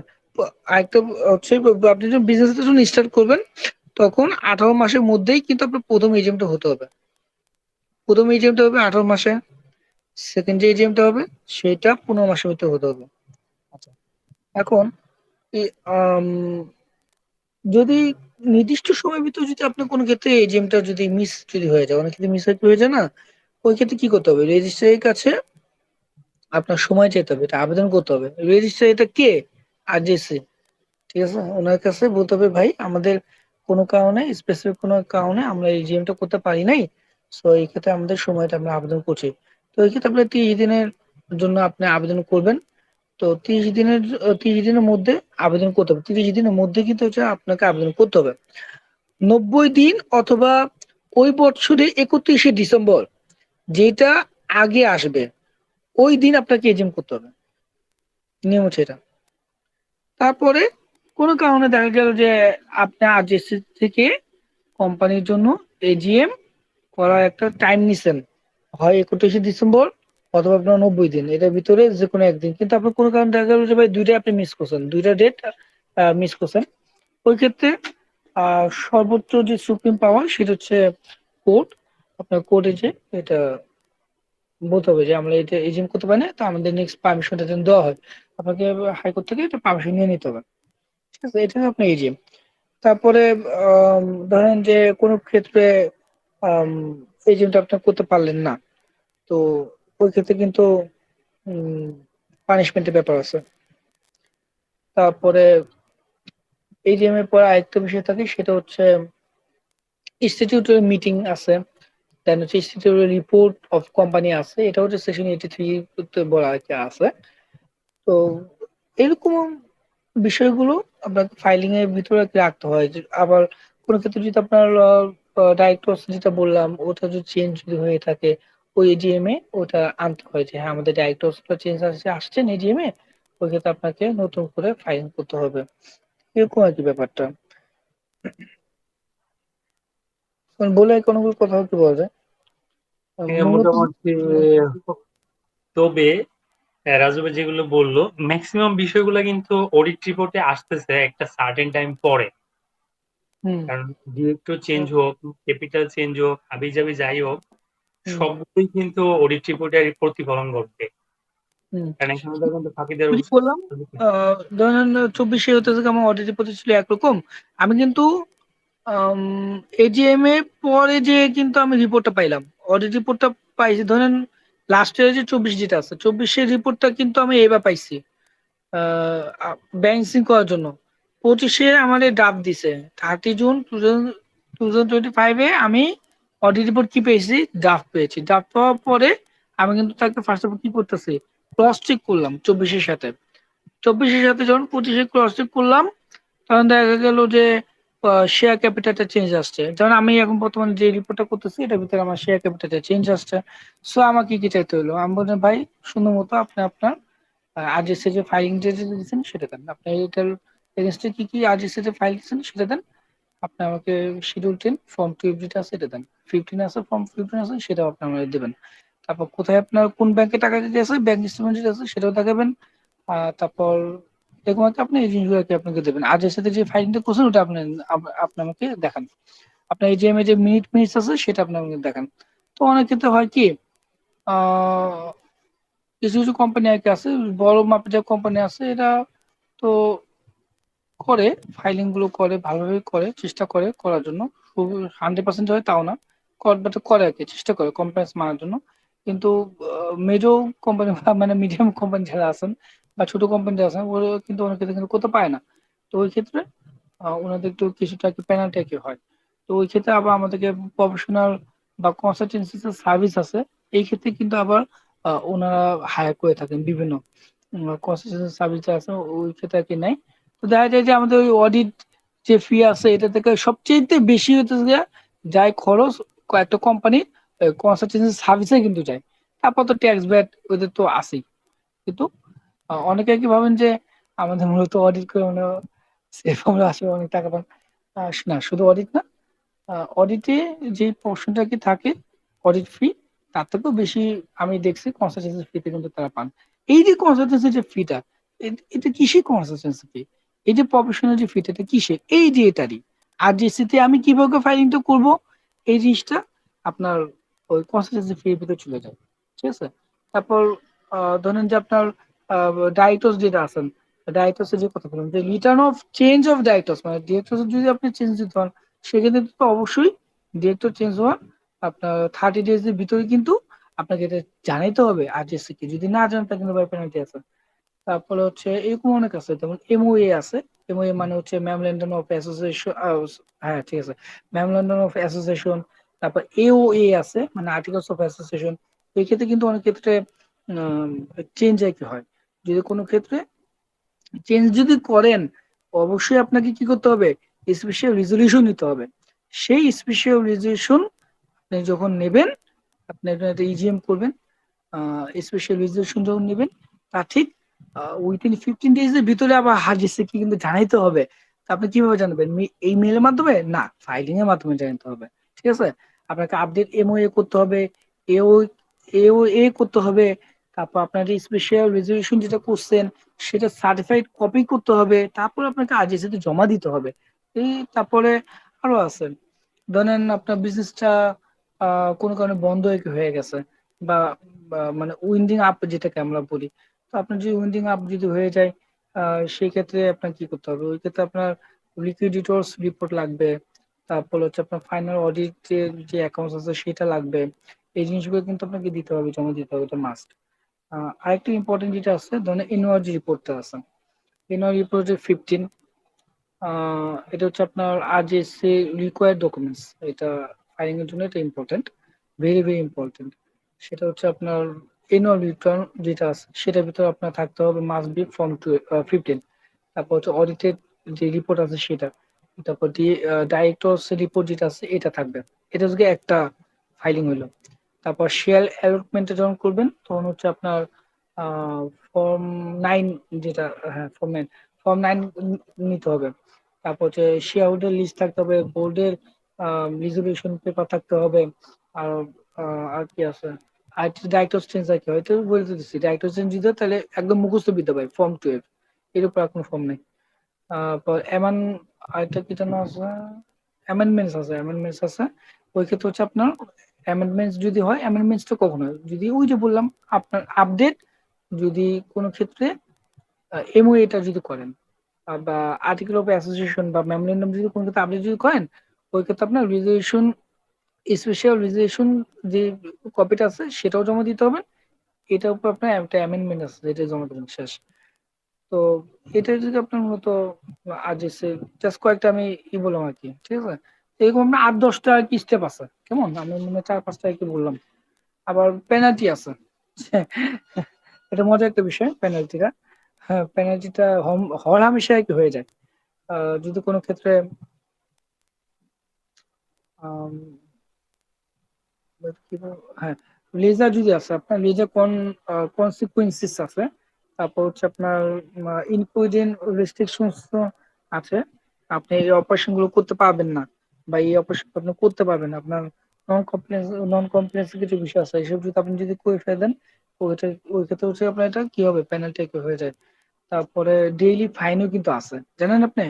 ডাইরেক্টরের জন্য কিন্তু ডেইলি ফাইনও হয়। আপনার কোম্পানির যে অফিসার আছে, তাদের জন্য আপনার কিন্তু আবার ডেইলি ফাইন হয়। কিভাবে আমি বলি, পরিচালক যারা আছেন, পরিচালকদের একটা সভা হয়। ঠিক আছে? ডাইরেক্টরস মিটিংস হয়। এটা কিন্তু ভাই প্রতি 3 মাসে অন্তর একবার করে, বছরে পর পর কিন্তু এটা হতে হবে। এটা হচ্ছে আপনার সেকশন 96 এ স্পষ্ট বলা আছে, 1994 কোম্পানি অ্যাক্ট 1994 সেকশন 96, সেখানে আপনার বলা আছে যে পরিচালকদের ডাইরেক্টরস যে মিটিংসটা আছে, সেটা প্রতি 3 মাসে অন্তত একবার করে আপনার করতে হবে। তার মানে বছরে পূর্বে 4 বার। ঠিক আছে? এটা কিন্তু এটা বলা আছে। তারপরে আপনার ডাইরেক্টরস যেটা আছে, ডাইরেক্টরস এর কিন্তু ডিসকোয়ালিফিকেশনও কিন্তু আছে, যে আপনার এই কারণে ডাইরেক্টরসরা ডিসকোয়ালিফাই রাখতে হবে। এই কারণে আপনার কি করতে হবে না, ডাইরেক্ট আপনারা এটা থাকতে পারবেন না বা এটা হতে পারবেন না। কি কি কারণ? কিছু কারণ আছে, যেমন এটা হচ্ছে আপনার সেকশন 97 এ এটা স্পষ্ট বলে দেওয়া আছে। সেকশন 97 সাবসেকশন 1 এ এটা বলা আছে। তারপর হচ্ছে আপনার যাকে এরকম আর কি। হ্যাঁ, তো আপনার ওই ক্ষেত্রে যদি আপনার আচ্ছা, এইটা আমার মনে আছে যেন এটা ফাইলিং করতে হবে। যাক, এটাকে আমার এত কিছু আগে মনে নাই, তবে ডায়াগনোসিসের জন্য আপনার ওই ডিসকোয়ালিফিকেশন যেটা আছে, ডায়াগনোসিস ডিসকোয়ালিফিকেশন, ওই ক্ষেত্রে কিছু একটা ইস্যু আছে। ওটা একটু একটু দেখতে হবে এটা। ওই সেকশন 97 যেটা আছে সাবসেকশন 1, ওটা একটু দেখে নিন। এরকম অ্যাকচুয়ালি। তো এরকম আর কি, আচ্ছা, বুঝছেন ভাই, আমার এটা রাজু স্পষ্ট ভাই, ভাবে আপনি মনে নাই। ওই একটু লিস্ট বা কোনো কিছু যদি পান তাহলে একটু শেয়ার করেন, যে সবার উপকার হবে, সেটার ডিটেলস দেখতে পারবে কি কি করতে হবে না করতে হবে, এরকম ডিটেলস থাকে। হুম, এটা ডিটেলস আসলে রাখা দরকার, এটা মানে আপডেট করা দরকার, কিন্তু হয় কি আহ এটা অনেক ক্ষেত্রে মানে আমরা আপনি একটা আপডেট আর কি করতে পারি না। যেটা এইভাবে। বললেন, অনেক কোম্পানি অ্যানুয়াল রিপোর্টটাই দেয় না, জরিমানা ও তো আচ্ছা, পরের ভালো কথা। কথা। আমার হ্যাঁ, আমার এক ফ্রেন্ড আছে, ওর সাথে কথা বলতেছিলাম রিসেন্ট। হ্যাঁ, ও টিসিবি আছে, ওখানে কে আছে, উনি আর কি আরজেসি তে আছে। কেমন, আমি এটা রিসেন্ট জানতে পারছি। তো ওকে আমি বলছি, ও আমাকে আবার ইনভাইট করছে ওর অফিসে, একদিন যাবো নি ইনশাল্লাহ। তো যদি যাই, ওদের ওখানে মাস্ট থাকার কথা। আরজেসি তে আপনার কি কি লাগবে, হুম হুম ফাইলিং হুম করা হুম। লাগবে, এটা মাস্ট মাস্ট মাস্ট বি ওদের কাছে আছে। আরেকটা আছে, আপনি আম, এই নামটা আমার মনে হচ্ছে না, যৌথ মূলধনী, ইংলিশ নামটা মনে আসছে না আমার, এটা মনে আছে যৌথ মূলধনী আম, পরিদপ্তর যেটা আছে। হ্যাঁ, ওইটাতে একটু ঢুকেন, ওটার ভিতরে হচ্ছে register of joint stock companies limited এরকম। হ্যাঁ ওটাই তো। ওটার ভিতরে আপনি আরজেসি, তো ওটা ওয়েবসাইটটা, ওটার ভিতরে ইন করলে আপনারা পেয়ে যাবেন ওটা, লিস্ট যেটা আছে ওটা পাবেন। কিন্তু কিছু কিছু ক্ষেত্রে একটা আপডেট হয়, ওই ক্ষেত্রে ওরা একটা আপডেট দেয় না। আপনাকে ওটা একটু দেখতে হবে যে ওই আপডেট ডেটটা কবে। হ্যাঁ, ওটা একটু দেখতে হবে, যদি কোনো কারণে দেখা গেছে আপনার কাছে একটা আপডেট আসছে, আপনার কোনো স্যারের মাধ্যমে, সিনিয়রের মাধ্যমে, অথবা পত্রিকার মাধ্যমে আপনারা জানতে পারছেন, অথবা আর যে সে একটা মিটিং করে জানিয়েছে যে আমরা এটা সাপোজ 21 দিন না, আমরা এটাকে 15 দিনে আমরা এটা দিচ্ছি, নামে নিয়ে আসছি কোন একটা কমপ্লেন্স। আপনার যদি এই ফাইলিংটা যদি এইভাবে যদি করেন, আপনাকে 21 দিনে না, আপনাকে এটা 15 দিনের ভিতরে আপনাকে এটা কি করতে হবে, জমা দিতে হবে। হুম। সো ওই ক্ষেত্রে এটা একটু দেখবেন ওখানে কি আছে কিনা, না থাকলে ওটা আপনার হয়তো একটু নোট করে নিতে পারেন। আর এটা পরবর্তীতে হয়তো ওরা একটা আপডেট আর কি দেয়, সরকারি লোক তো, মানে একটু আরামে এসে চলে। উম, অনেক কিছু আপডেট একটু কম একটু দেয়, তবে দেয়। হ্যাঁ, আপডেট কি ঠিক আছে পাবেন রাজু তবে। ভাই, মানে আপনি ওইরকম আপডেট ফাইলের এটা নিয়ে কাজ করলে অবশ্যই জানা যাবে, এটা কোনো কঠিন কাজ না। ঠিক আছে, আজকে মনে হয় অনেক সময় হয়ে গেছে, লেন্দি হয়েছে আজকে অনেক বেশি, তাহলে আজকে এটুকুই থাক, পরে দেখা হবে। একটা প্রাণবন্ত একটা সেশন হলো, ধন্যবাদ মানে রাজু ভাই। স্যার আপনি আপনি ধন্যবাদ যে আপনি সুযোগ করে দিলেন। হ্যাঁ, আমি তো আপনাদের কল্যাণে কাজ করে যাচ্ছি, আপনারা ভালো হইলে তো মানে সুবিধা, আপনারা শিখবে। স্যার তো একটা ভাই আমার, ধন্যবাদ দিয়ে শেষ করি রাজু ভাই, আমি থামে একটু একটা ধন্যবাদ দেই স্যার। স্যার আপনি আসলে অনেক ধৈর্য ধরছেন। এর প্রথমেই হচ্ছে গিয়ে আমাদের ক্লাসের টাইমিং নিয়ে স্যার, মানে অনেক জায়গায় তো ক্লাস মানে দেখছি যে ক্লাসের টাইমিং নিয়ে যে পরিমাণ মানে এখানে হয়েছে, কিন্তু বাট প্রথমে একটা শিডিউল ছিল। মানে হয়তো আপনারও ঝামেলা ছিল, আপনার সুযোগ সুবিধা অনুযায়ী আপনি টাইমিং দিছিলেন, ওইটা পর্যন্ত লড়বড় হয়েছে। আপনি অনেক কিছু সহ্য করছেন আমাদের আমাদের জন্য, শুধুমাত্র শেখার সুযোগ না, অনেক কিছুতেই ধৈর্য ধারণ করছেন। Thank you sir. হ্যাঁ, সেই কারণে আমি চিন্তা করছি আমার ভিডিওগুলো এডিট রাতে শেষ করতে হবে, না আমি পরে সময় নেই, রাতের 1টা 2টা যাই হোক, রাতে শেষ না করলে সময় পান, আর এটা সমাধান করা যাবে না, কারণ ব্যস্ত তো অনেক বেশি হয়ে গেছে। তো ভাই কত 11টা 20 বাজে মেলা। ভাইয়া আমার ওই যে ট্যাক্সের উইথ হোল্ডিং, তারপর হচ্ছে টিডিএস, এটাতে কিছু আসলে একটু গ্যাপ আমার থেকে যাচ্ছে, আমি যা দেখতেছি। এটা একটু প্রবলেমে পড়ে যাচ্ছেন। যেমন পিপিই যেটা আছে, পিপিই হচ্ছে প্রপার্টি প্ল্যান্ট প্ল্যান্ট ইকুইপমেন্ট। হ্যাঁ, এখানে কোনো ক্ষেত্রে যদি নিউ কেউ যদি কোনো জিনিস কিনে, কেনার পরে আমি একটা ইনভয়েস আর কি দেখলাম, ওনারা সাপোজ 2 লাখ টাকা। হ্যাঁ, 2 লাখ টাকা হচ্ছে এটা টোটাল অ্যামাউন্ট আছে, ওটার ভিতরে আমার টিডিএস আছে, বিডিএসও আছে। কিন্তু উনি কি করলো, ওইটা হাতে কাটছে, বুঝছেন ভাই? ওটা কেটে সে আরেকটা অ্যামাউন্ট বসেছে, বসানোর পরে ওই কোম্পানি কি করলো, দিয়ে গেছে 15% ভ্যাট বা মানে বিডিএসটা ওইটার উপরে চার্জ করছেন। চার্জ করে তারপর ওনারা একটা ইনভয়েস আর কি তৈরি করছেন।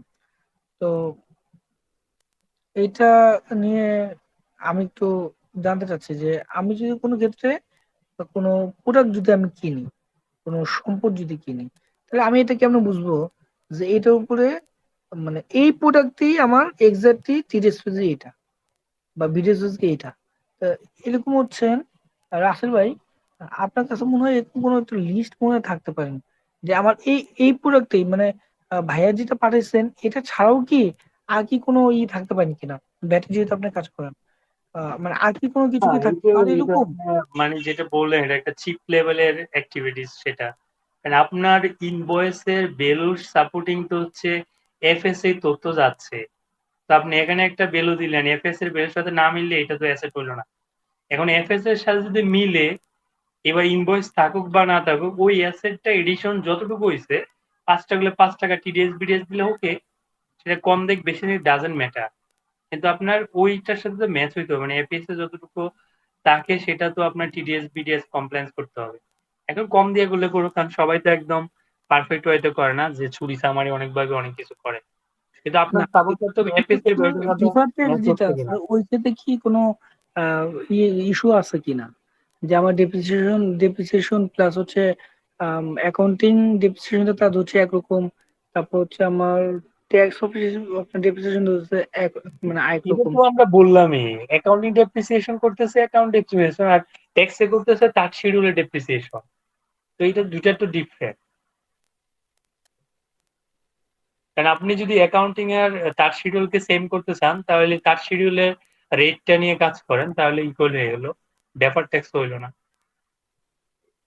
আচ্ছা, আরেকটা হচ্ছে যে আমার মতো ডিফার ট্যাক্স যেটা এটা আসবেটা কখন, মানে এক্সাক্টলি এটা আসবে কখন? অনেক প্রতিষ্ঠান দেখছি ডিফার ট্যাক্স ওরা টানে নাই, আবার কিছু কিছু ভাই, প্রতিষ্ঠান দেখছি ব্যাপার ওনাদের ট্যাক্সটা ডিফার ট্যাক্স। আমি যখন ব্যাপার ট্যাক্সের ক্লাসটা করাইছি, আপনি ভিডিওটা আবার দেখে নেবেন, এই জিনিসটা তো সহজ না। আর এটা বুঝলে সহজ, কিন্তু জিনিসটা তো সহজ না। কখন আসবে? আমি তো আপনাকে আগেই বললাম, আপনি যদি তার শিডিউল অনুসারে যদি কাজ করেন, তারপর ডেবার ট্যাক্স আসতেছে না। কারণ তার শিডিউল অনুসারে যদি রেট না ধরেন, ডেবার ট্যাক্স আসবে, আগে হোক পরে হোক এটা পড়বে। এটা আপনার ইচ্ছা। আমি যদি মনে করেন না আমি দুইটা শিডিউল মেনটেন করবো না, আমি একটাতেই যাব, বিভিন্ন কারণে যাওয়া যায় না, এটা ডিপ লেভেলের থিঙ্কিং। অ্যাকাউন্টিং এর ভিতরে অনেকগুলা ব্যাপার থাকে, কারণ অনেকে চিন্তা করে ম্যাচ করে, অনেকে ম্যাচ করে না। কারণ এখানে ডেপ্রিসিয়েশন আপনি টাস্ক শিডিউলটা ভালো করে পড়ে, ওকে। তো ছোট আরো প্রতিষ্ঠান মিলাইতে পারে, কিন্তু বড় প্রতিষ্ঠান এটা দিয়ে অনেক ইম্প্যাক্ট হয়, কারণ ডেপ্রিসিয়েশন বাড়া কমা নিয়ে অ্যাকাউন্টিং প্রফিটের বাড়া কমার একটা ব্যাপার থাকে, সেটাতে অনেক সময় অনেক কিছু মিন করার চেষ্টা করে। যারা যে হচ্ছে হেড অফ অ্যাকাউন্টস থাকে, ওদের উপর চাপ থাকে, ওরা অনেকভাবে অনেক কিছু করে। ও ঠিক ভাই, আছে, এটা নেক্সট ঠিক। আবার ডিফার কথা ট্যাক্সটা হবে। নিয়ে অনেক কিছু আর কি হয়। ডিফার ট্যাক্স নিয়ে ওই যে আমি একবার প্রথম প্রথম যখন বলছিলাম, হ্যাঁ, ডিফার ডিফার ট্যাক্স নিয়ে আমি আপনার একটা কথা বলছিলাম, এটা খুব বড় কোম্পানি, ওরা আর কি এরকম করছিল, কিন্তু ছোট যে কোম্পানি গুলো আছে ওখানে দেখি না। এই তো। এটা একটা অস্ত্র হ্যাঁ, আর কি, এটা একটা স্ট্র্যাটেজি। ছোটগুলা করে না, আমার করার ইস্যু থাকে না এগুলো। এগুলো আরো অ্যাকাউন্টিং এর কথাবার্তা, তো অ্যাকাউন্টিং এর কথাবার্তা অনেক কিছু আছে। হ্যাঁ, এগুলো বললে বলি শেষ হবে না। নেক্সট কখনো সুযোগ হলে ইনশাল্লাহ বড় হলে হবে, যেহেতু আমরা এই প্রফেশনে আছি। বলছিলেন ভাই, আহ, মজার একটা ব্যাপার।